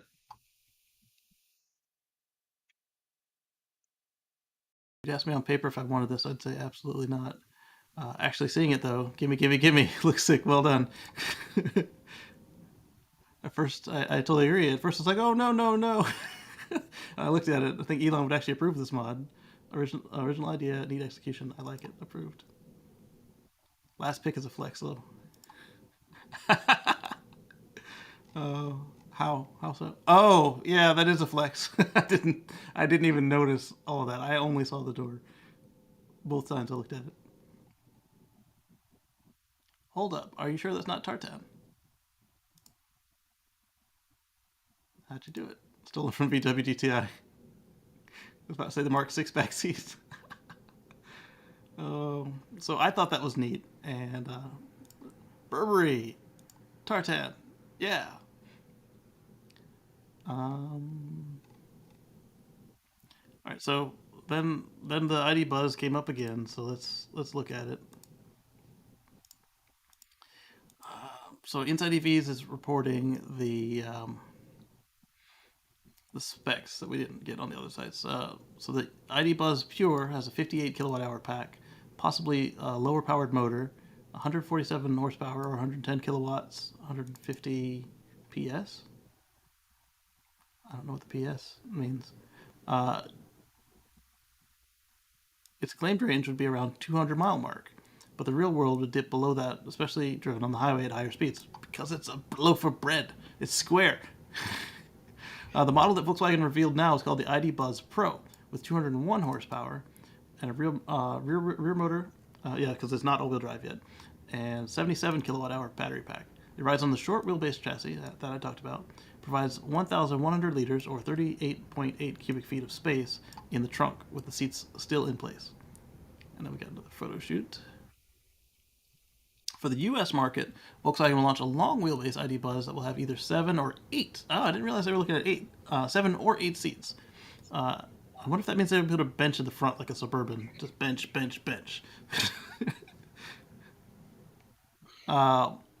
This will be the longest range version, but also have the biggest and heaviest buzz.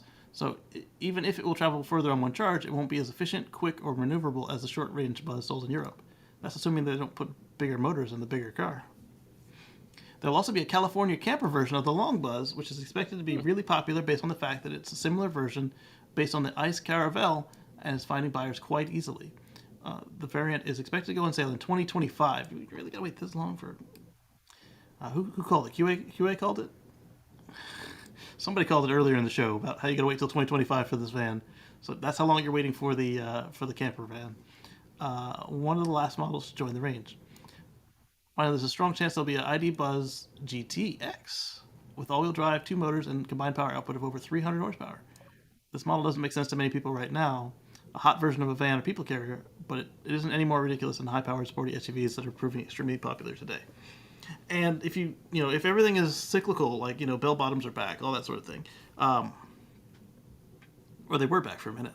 Anyway, the concept of a sporty van might come back. Or if you're in a place where people can't afford land, like, the people who live in the parking lot at Google while they work there, get the sport one, and then you add the camper kit to it, and then you can have fun on the weekends, and you have a place to stay while you work.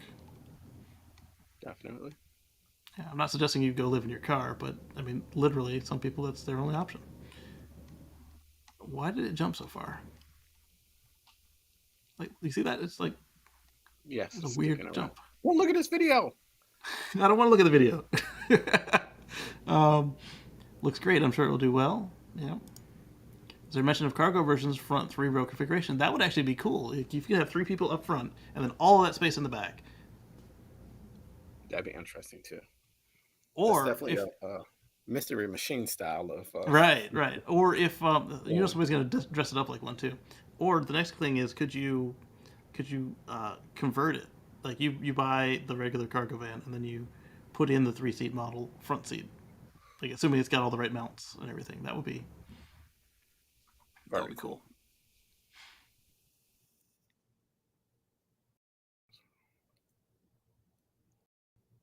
Yes. The large boot trunk in this short wheelbase version appears to already have speakers and armrest built in. Yeah, because why make it twice? Indeed, you see Car Maniac video 11 minutes 38 seconds. There appears to be space, cup holders, speakers for 3rd row. Yeah, you can see it on the photos too. So 11:38. Let's see if they put it at the spotter if we got to go there. Oh, good. Na? Und dann gibt es hier hinten auch noch Getränkehalter und Ablagen. Allerdings erschließt sich mir nicht warum, weil hier hinten kann man ja nicht sitzen. Es soll ja dann eine 7-Sitzer-Variante kommen, ja da schon. Dafür ist es wahrscheinlich als Vorrichtung. That's actually the clearest, even more than the photos that I've seen where it's actually in there. A front bench would be amazing. Sadly, for a family of 5 without the bench, this doesn't even cut it as is. Only 2 Isofix. Oh, that's another good point. Because you got to be able to put car seats in them. This is supposed to be an MPV. What a fail. I love the design except for that. So, he's got the practical, and then I've got the conceptual, where it just didn't match what they promised us. All right, then I've got another window here with one article in it. Okay, let's see here. So more than 100 Tesla Ys spotted under car covers outside Giga, Texas. So we just talked about 400 at the beginning of the show, so the 100 is not impressive at all. For Rivian, it would be. That's not cool. Oh. Really, I love him though. That was just a bad cousin joke. I understand. So I have this on my screen. Why can't I see it to click on it? Come on, computer. Play nice with me. Can you refresh the page? Will that do it? I didn't give you as many tabs this time.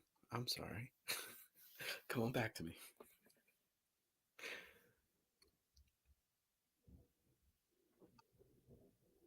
Seriously? Oh, there we go. I thought it was really not going to let me share this tab. So Ford dealers will likely have to sell EVs at fixed prices under the new plan, according to Ford Authority. So we kind of touched on this with the Model E transition, but even if they start selling more EVs before they go to the Model E division, it's looking like Ford is going to flex their muscle to make sure that the EVs are not sold above MSRP. And we'll see what happens with the dealers when this happens. They will push back, especially like we've been seeing with their markups lately. Changes have proven to be abundant in the automotive world over the last couple of years, with the chip shortage prompting automakers like Ford to shift strategy into trimming inventory and moving towards a profitable build-to-order model. But we talked about, I don't remember what show, was it this show last week or was it one of the other shows, about how this means that you don't have floor plan, which is where you're paying interest on all these cars that are in your inventory while you wait for a customer to come and buy them.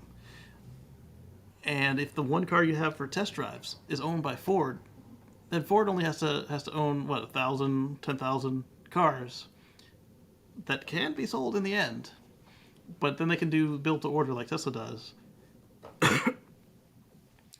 and everybody's happy because now you can actually run your whole dealership out of a mall kiosk or a strip mall, like one unit rather than. So here's the thing that I think will benefit from this model that you just said. You have your 1, maybe 5 at tops test drive vehicles that are actually from Ford at various trims, whatever. You can show them on the computer, hey, this is what your trim, this is what you want right now. This is that one you're speaking about. How about it? Oh, you want to change this one? This is what it is. And if they choose the option right then and there, you sold it. Then you get another one from Ford. And it works that way. Then some people will trade in. They want something different. I want to trade up trims. You will gain your inventory that way. And then you gain your space, which you have square footage, that's being unused. It makes sense this way. It's literally a way that they can still make money. Even further than that, though, you don't have to worry about your used cars when it comes to the fossils because, you're an EV dealer, so you've got all these fossils coming in. You just send them straight to auction, so you don't even need to buy more space for that.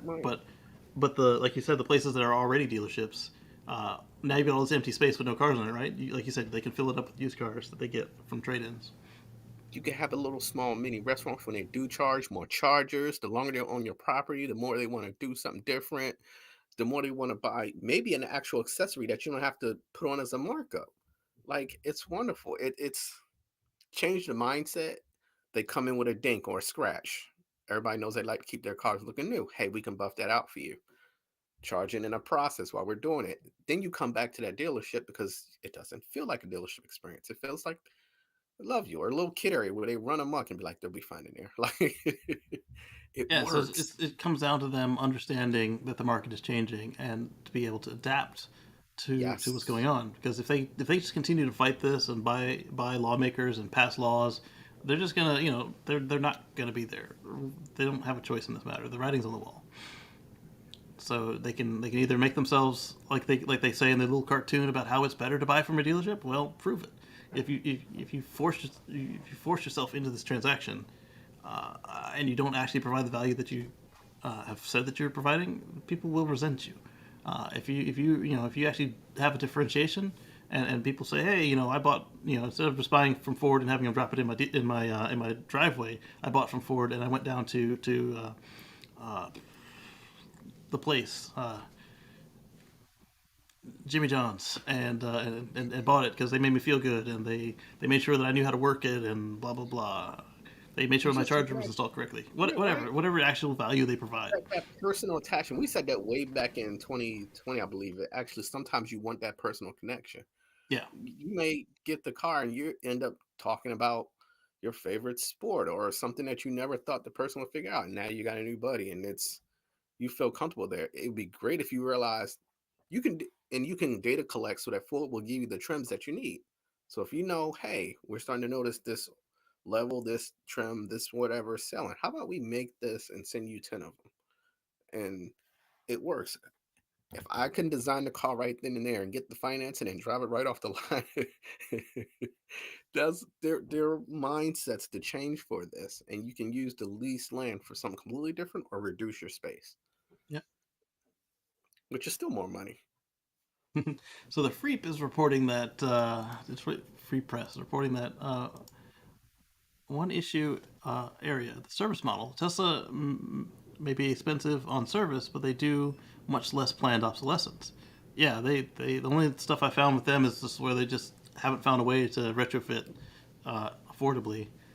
Why can't they sell enough to meet demand as it is, however big the auto needs to sell as well? Yeah, the service model is a problem. Like we saw last couple of weeks with the whole not being able to update your car situation, or the fact that like I was talking about, I will be able to get my 12-volt battery and my filter swapped in my driveway, except that I found one that I think I'll like better, and they don't do aftermarket parts.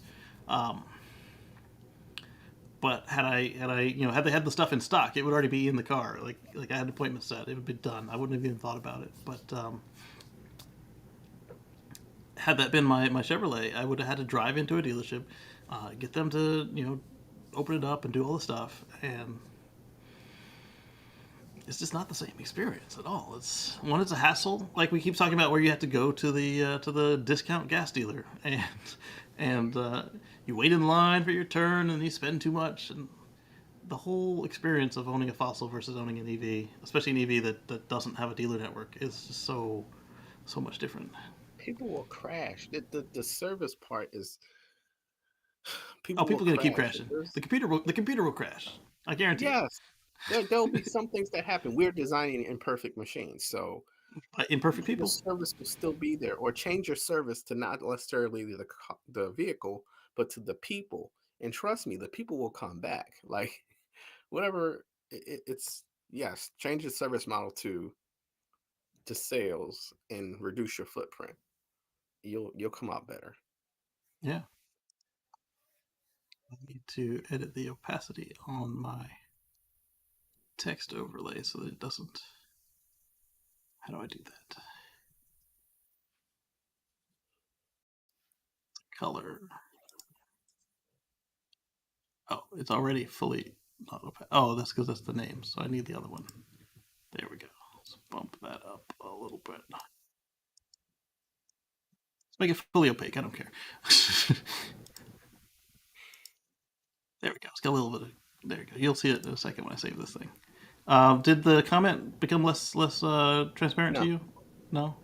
All right, how do I save this thing?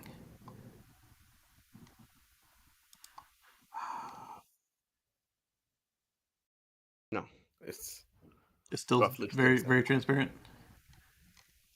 No, the article behind it is less visible in the second line. Yeah, so I wanted his comment to be more prominent. Oh yeah, yes. Okay, because I was like, I don't see a save button. Where'd they move it? Yes. A PC shop not overcharging $9.99 for Wi-Fi card. Power for $49.99. Power supply on Amazon is $110. Good point.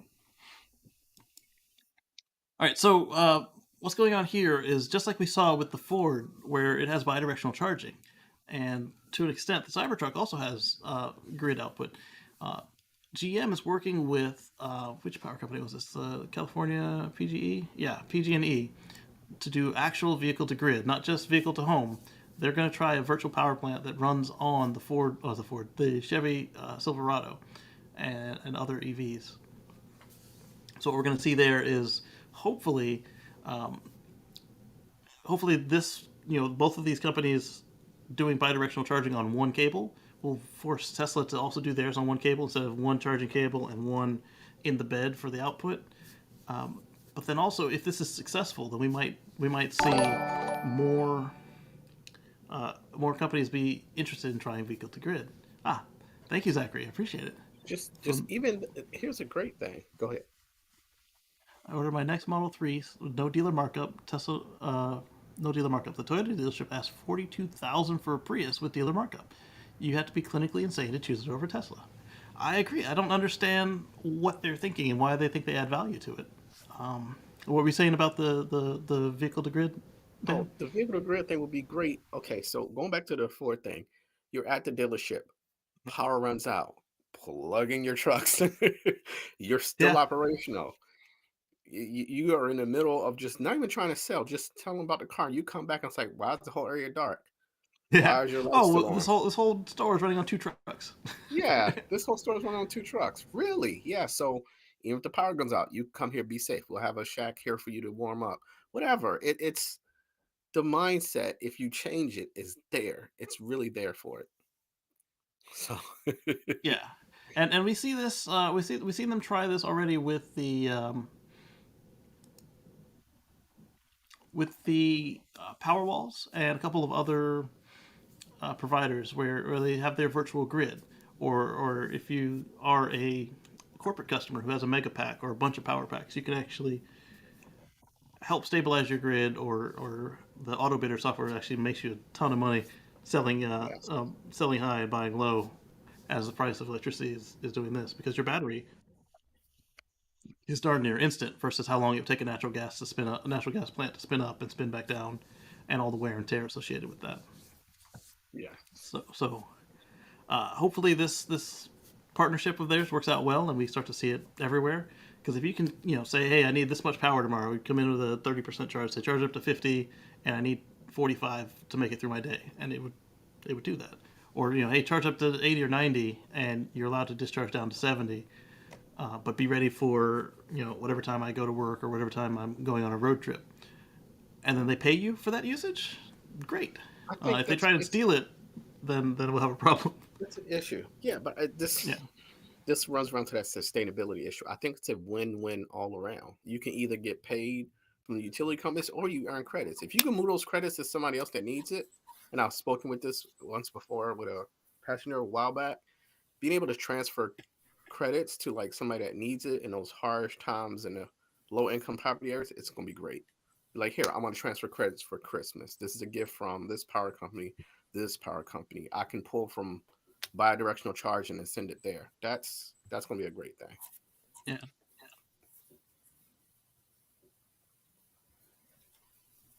All right, here we go.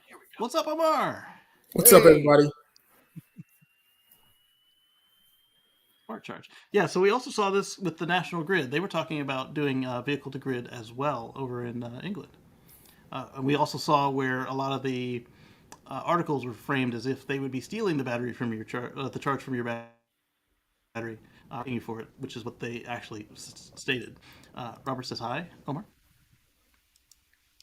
And so I think that this this is strong. If done correctly, they could save a lot of investment, which PG&E has already done anyway by keeping lines older than my grandfather in place until they fail. But that's how we are. There we go. And then Dan, Omar, and Dawood had picked a couple articles. Let me get these ready for you. So we talked about the lady in the Ford Mach-E. That was a good one. I should have opened these earlier, but like I said, not opening them allowed the computer not to crash on me.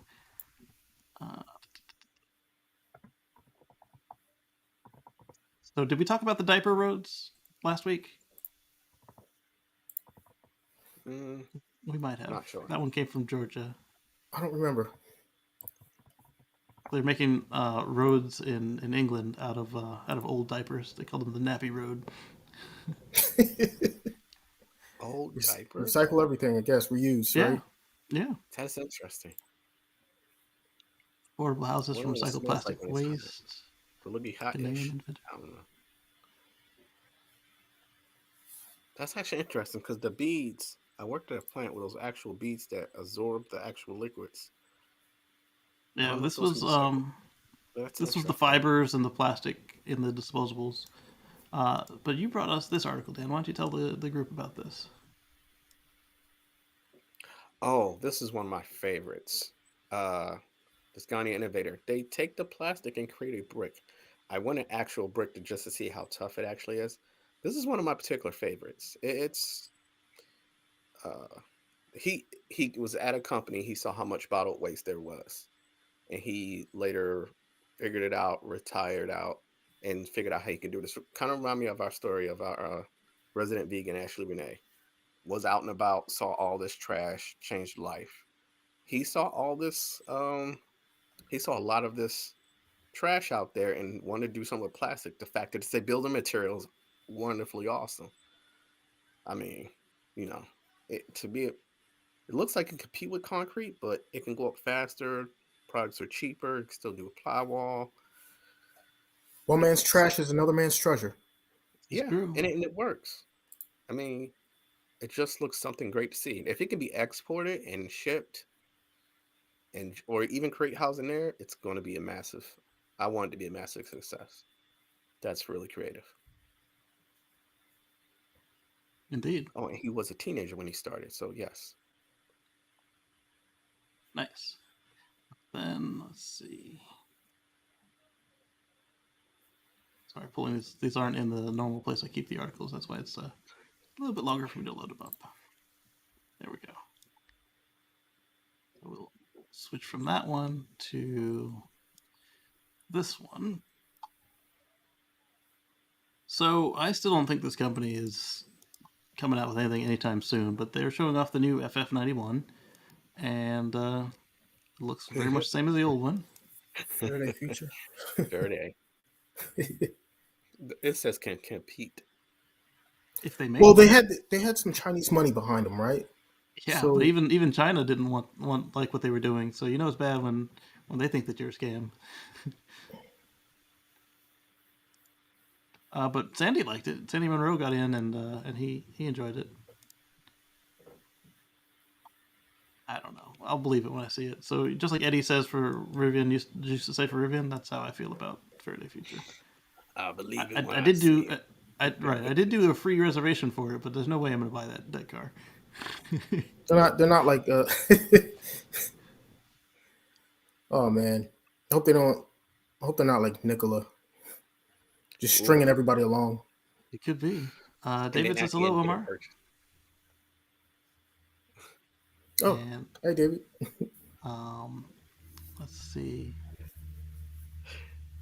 Ed Jones says, enjoying the show. Thank you, Ed. Appreciate it. And then David says, zero gravity seats in a vaporware car. So yeah, it's like sitting on air. Try it. Force feels bad. But we have this prototype here. It's all Bondo, but don't worry about that. Right. We call it the Tucker. The Tucker. No, Tucker actually tried to make cars. No. What's the other one? The 3-wheeled one. Oh. The Elio? No. Elio Motors? That's right. They were 3 wheels. All right, so Dan also brought this article to us. Why don't you tell us about the general believing in constellations finally? Exactly what I believe. What I mentioned earlier with they were working on the wildfires and the backup. The Army Corps engineers had to back that up. And there was 2 articles that basically said the same thing, a little variation. They were witnessing in real time, like we talked a couple of weeks back, how technically advantaged that having a pure internet connection, especially when your hardline cables run out, works. This is definitely, and now we just seen in the last few articles, they come with their own power source system. So it's literally there. It's as he's looking at it, he's like, this makes sense.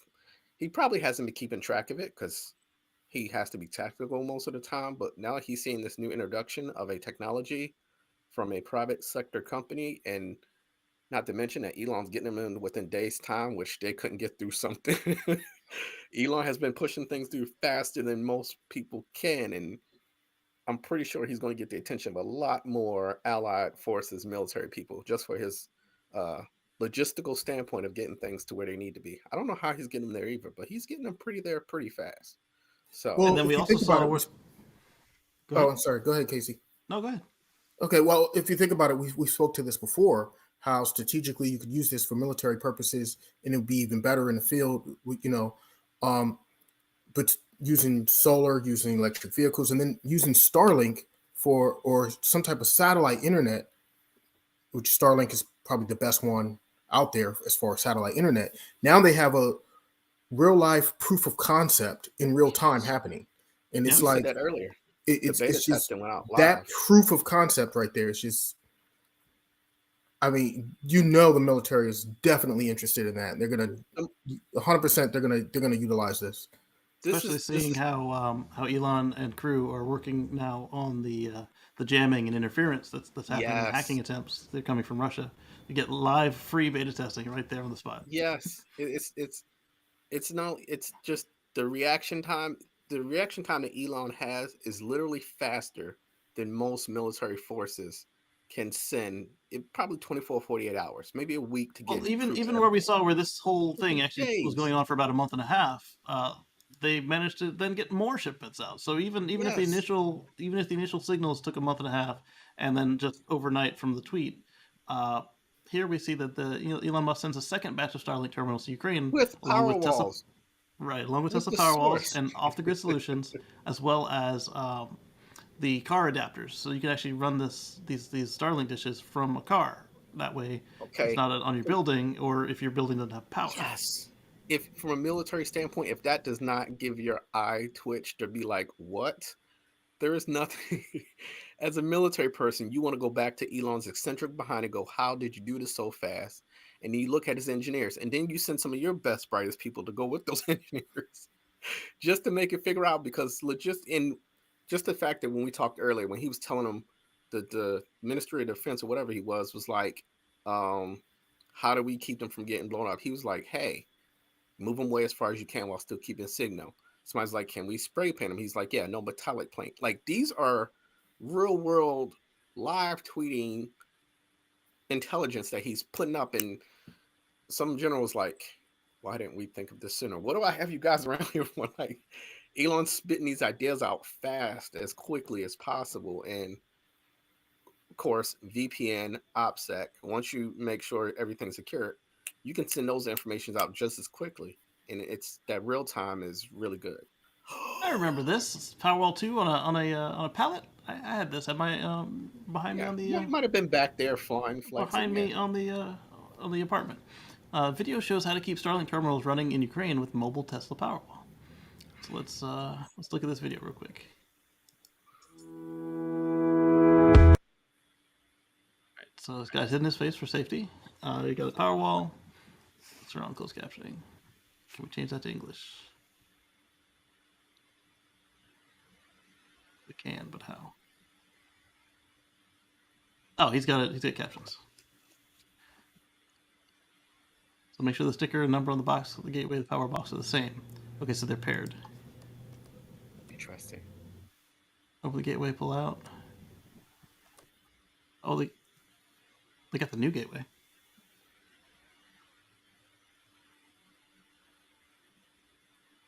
This is revolutionary. Oh wow, they've included a way to charge them strictly from the grid. That's cool. So this is mobile through and through. There's the wall bracket for putting it on the wall, which you're not going to do in this case. Okay, so they put a wall power there too, because normally you hardwire this thing into your building. And this is AC power cables and blue connectors. Now these are not light. This is a 200-pound just for the Powerwall box. These are literally overnight, less than a week solutions quickly. Like connect the comms cables. This is impressive. Switch on the Powerwall. Still in the box. Yeah. Hopefully it's got some cooling in there, like some ventilation, I should say. Connect 12-volt power supply to the gateway, any of the above. Got a 12-volt power bank, lead-acid car battery, or 8 AA batteries in series. Wow. Literally, you can power it just about everything. You just gotta boot the gateway so it'll turn on the Powerwall. Yeah. This is literally what the general was looking at. Like, are you serious? Like those AA batteries is something that the communications MOS job systems, they held the batteries. So imagine you just ship in like 20 million AA batteries. You can literally keep operational with that. Yeah. So he's about to jumper it.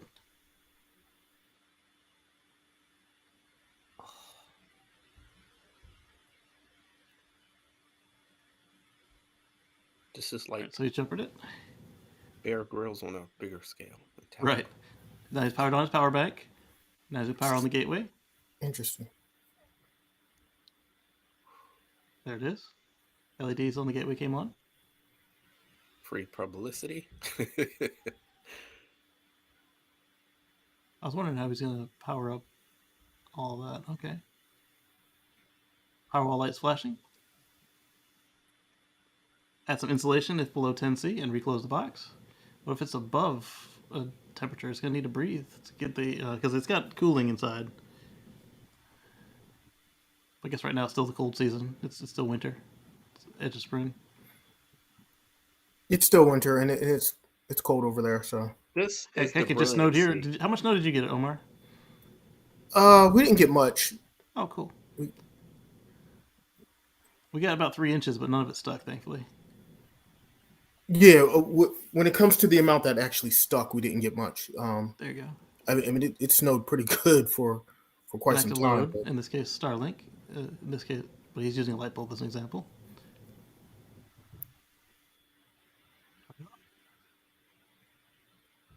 Wait a minute, that's his power source?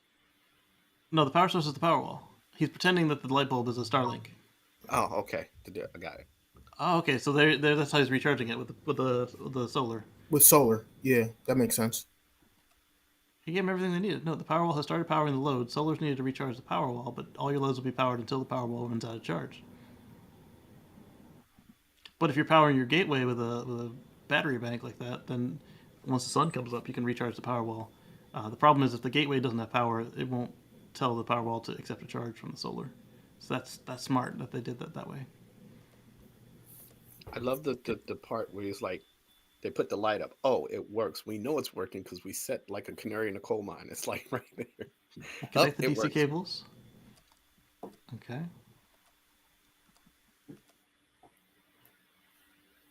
Connect the other end of DC cables to the panels. The string of panels, right? Lay out the panels.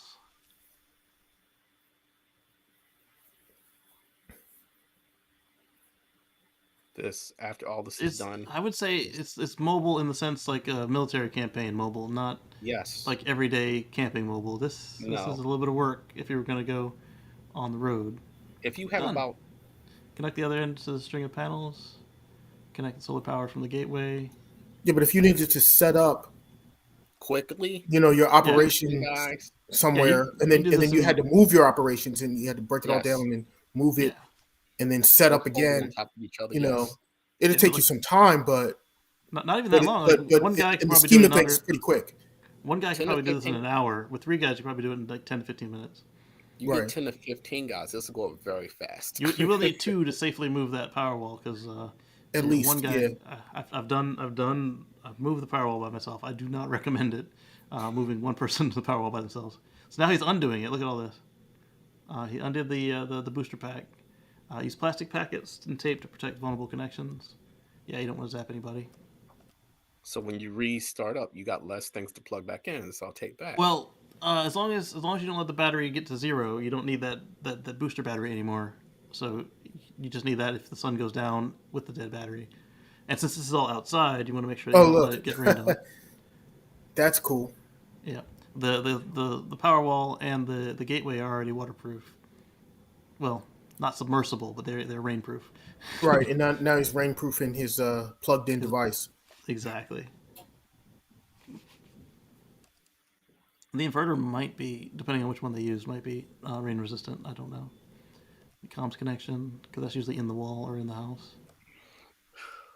Do not leave the PV inverter with the cable connections side facing up. Yeah, because that side is not waterproof. So if they're facing down, it's fine. Powerwall can be connected to the grid as shown. Panels can be disconnected this way if needed.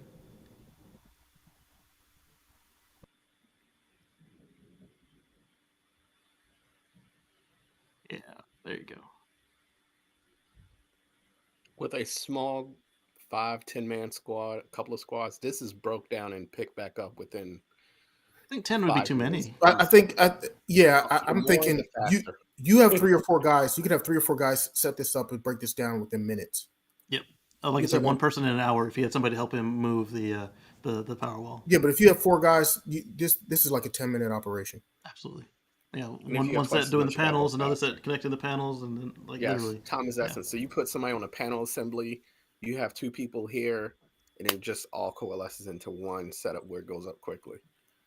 Once you this one's also from Dan. Dan was we talked about a couple weeks ago how Panasonic was started with 4680s, and it looks like they're going to begin their mass production of 4680s in fiscal year beginning in April of 2023. So and if nobody's seen this before, this picture here with these batteries lined up side by side, like just now you can really see for scale the batteries next to each other, which, I mean, you see the difference between the 1865s and the 2170s is not a huge difference. But those 4680s, that is a humongous difference. Yes. They're almost this size. Yeah. It's like going from the 8 bits to what we have now. It's like there's a big difference. Like, and then the fact they were going to scale up with the Tesla plants, and then it was like they're thinking about bigging up their own gigafactory somewhere. I'm like, ooh, this is going to be fun in the next 3 years, just to witness it. And then everybody's like, you can't do this to the batteries. Nope. Panasonic's about to drop all this. Panasonic, yes, those batteries. They make more of those batteries. This is going to be fun to see.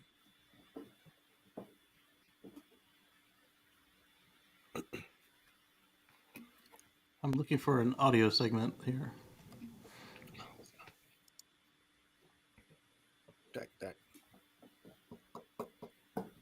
I'm still surprised that a private company's got moved that fast into an active conflict zone.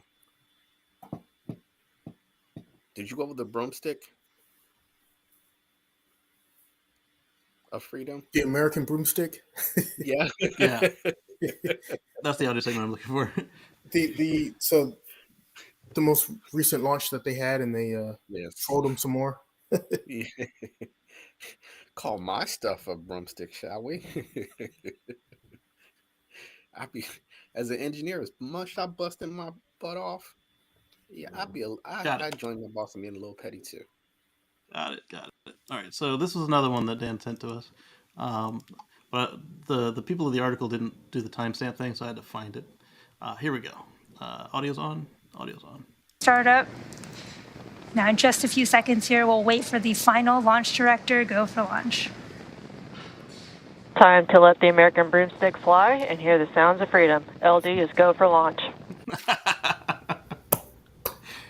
As we talked about last week, the Russians thought that we couldn't get anything done. Maybe we'll fly a broomstick to the space station.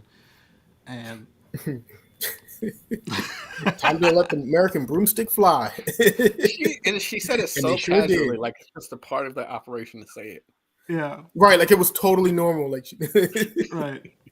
That's the best type of like sass, attitude, shade. That's the best type of all of it. It's just, and you can hear the whole background probably just snickering away like, we didn't get this. Like, that's brilliant. It's just fun to see the outskirts of all this playing out, the more amusing stuff. It's when history looks back at this, it's going to be interesting to see. For sure. Very interesting. Definitely. Because, yeah. So Elon asked to be let go from the 2018 consent decree with the SEC, and my response was, did he ever actually conform to it? We never saw a Twitter sitter, and he managed to get himself in trouble a couple more times, but he was on better behavior after that. He says they're trampling his First Amendment rights, and to that I say, you signed the agreement, so is it really trampling if you signed a contract? Or did you didn't have to sign it. He didn't have to agree to it, right? Exactly. You could have fought it. So. Yeah, but you know what? They did have him over. You know, he was over. Kind of had a gun to his head on that one, because if he didn't agree to it, they would have made a mess of things. The fines and everything else that they were going to levy against the company may have actually killed the company. That's true, and they were targeting the company. They were targeting the company, and his thing was he needed the company to survive, so he did anything he could to make sure it survived. So, there is a argument to be made over that. Like, he signed it under duress. Was he really freely agreeing to it? There's an argument to be made. Is he using his goodwill recently to be like, hey, I've been good. Can you help me out? Can you help a brother out? Like, come on, guys. Come on. Has he really been good, though? I mean, he has done some things that tick them off. Again, that's why I said it's a balance. It's a precarious balance when it's like, should we take the reins off? How about we just send you that way and then just leave you in that direction? You're doing good things there. Stay there, please, and get away from the markets. Yeah, because for him to do what he did beforehand now would be dangerous. So Dan brought us another article. This one I thought was really cool. This is it's a possible travel 2,500 miles with zero emissions. The ABC is showing this Van Hool bus that they created with Proterra power, and I think it's got a 256 mile range. We'll look at the specs after we look at this short video. Those buses. Double decker motor coach. The thing's huge. It's huge. It's a motor coach, full size. That's what she said. But yes, full size double decker. Already cross country proven. They took it all over the country, starting on February 16th and arriving on the 21st of February. They went from the East Coast to the West Coast. on the southern route. 260 miles per charge. Driven by Empire Coach Line. And it took 5 days, and they drove cross country. And they just drove a and they regular just charge plugged into station. regular public chargers. Like, oh yeah, EA America. You know, let's just. I mean, it's, and that's with the current infrastructure now. Right. That's in place. The current public infrastructure that's in place right now. They were able to proof of concept do it. Florida to California, all on public chargers. So 2,524 miles. And so it's built on a Proterra bus, which is cool because we already knew they knew what they were doing. It's a 69 passenger double deck coach. I think that would make a good motor coach. Like if you didn't want to carry people, you could turn that into a nice RV. Yeah, I was just thinking about that. Upstairs, downstairs, kitchenette. It'll be expensive though. It's gonna be expensive as a coach, but it'll be even more expensive as an EV, as a private vehicle. So they did a demo drive of 1,700 miles. This latest demonstration, the Motor Coach Company and partners have completed the longest journey to date using a much larger Van Hool electric bus. So we saw that view with the Proterra power. All right, that's full-size bus. And averaging 260 miles of charge. Yeah, this big old start-stop button tells me this is a prototype. Yeah. But it does it. It did it. That means they can use the information from this.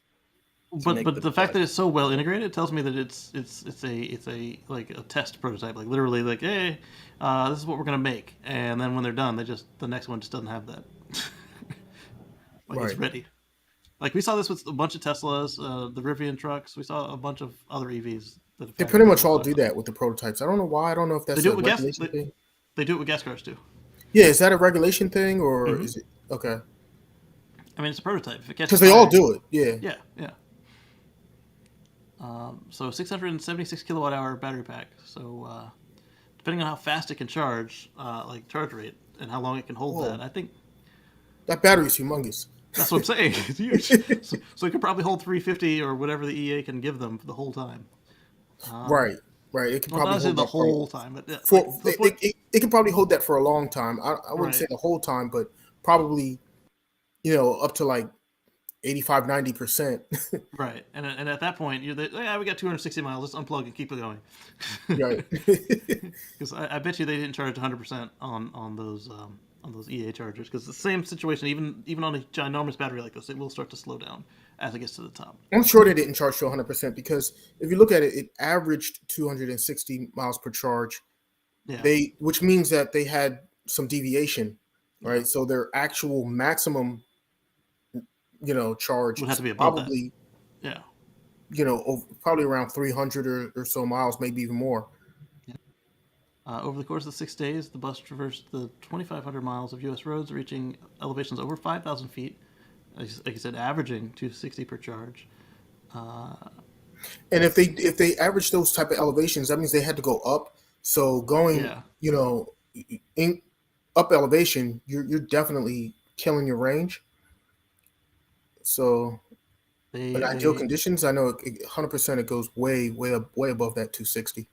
Right. They hit 60 miles an hour. The bus's top speed is 71, which I think is plenty. 70 will keep you up with most roads except for Texas in the right-hand lane. In fact, even Texas with the 85 speed limit, I don't know that that trucks and buses are allowed to go that fast. So that might be plenty fast. For a vehicle that size, that's fine. I think, yeah. 40 to 80 degrees Fahrenheit during the trip, and a replenishing rate of up to 147 kilowatt. I think they have an extra H on there. Projected range per charge and replenished at a rate of up to 147. They had an extra H on there. 147 kilowatt, not kilowatt hours. This enabled charging times averaging 3.5 hours. Okay. But still, I mean, when you think about it, what the motor coaches do, they drop you guys off, and then they go do something for like 4 or 5 hours. What are they doing for 4 or 5 hours? They're charging. Actually, no, they're charging for 3.5 hours. Then he still gets to have his lunch and go explore whatever, like the Walmart or Target or whatever's at this EA station, and then he comes to pick you up. I say he, but most of my motocross drivers in life have been male, but they've been a handful of females as well. Yeah, they're probably taking a nap. That's exactly what he would do. He would take a nap. He just lunged, take a nap. Like there's a couple times like there was actually bus parking on site, and like you could see them from the place, and he's kick back reading the newspaper. And now you don't have to worry about running the air conditioner throughout it all, because like you can just run the whole air conditioner for the whole bus. You get back in, it's ready to go, heated or cooled, and then he's not outside with a fan. It's in the coach, to kick back. I think this is cool, and like I said, I think it would also make a solid, RV. And if it's only pulling 147 kilowatts, I mean, with that size battery, you're probably right. It's probably pulling that like the whole time. Yeah, well, not only pulling it the whole time, but I'm wondering if it's just a matter of like the 350s aren't that common. So like, if you take a bunch of 150s and you average 147, I mean, was that a case of you just at 150, you just pegged the thing and it just held it like a supercharger would do on a bigger battery? I mean, because they just sit there and hold it for a while. Yeah, with a battery that big, you could definitely, charge it. If we can get one of these guys on, talk about their product, reach out to them. That'll be fun. Yeah, then we find out what the real charge rate is. Maybe we go on a spin on one of these. That would be awesome. Coming to you live on air, because I've got cellular connection. We can do it. All right, let's see. All right, we'll catch you on the flip side. Thanks again, Zachary, and all of our patrons and members. Thank you.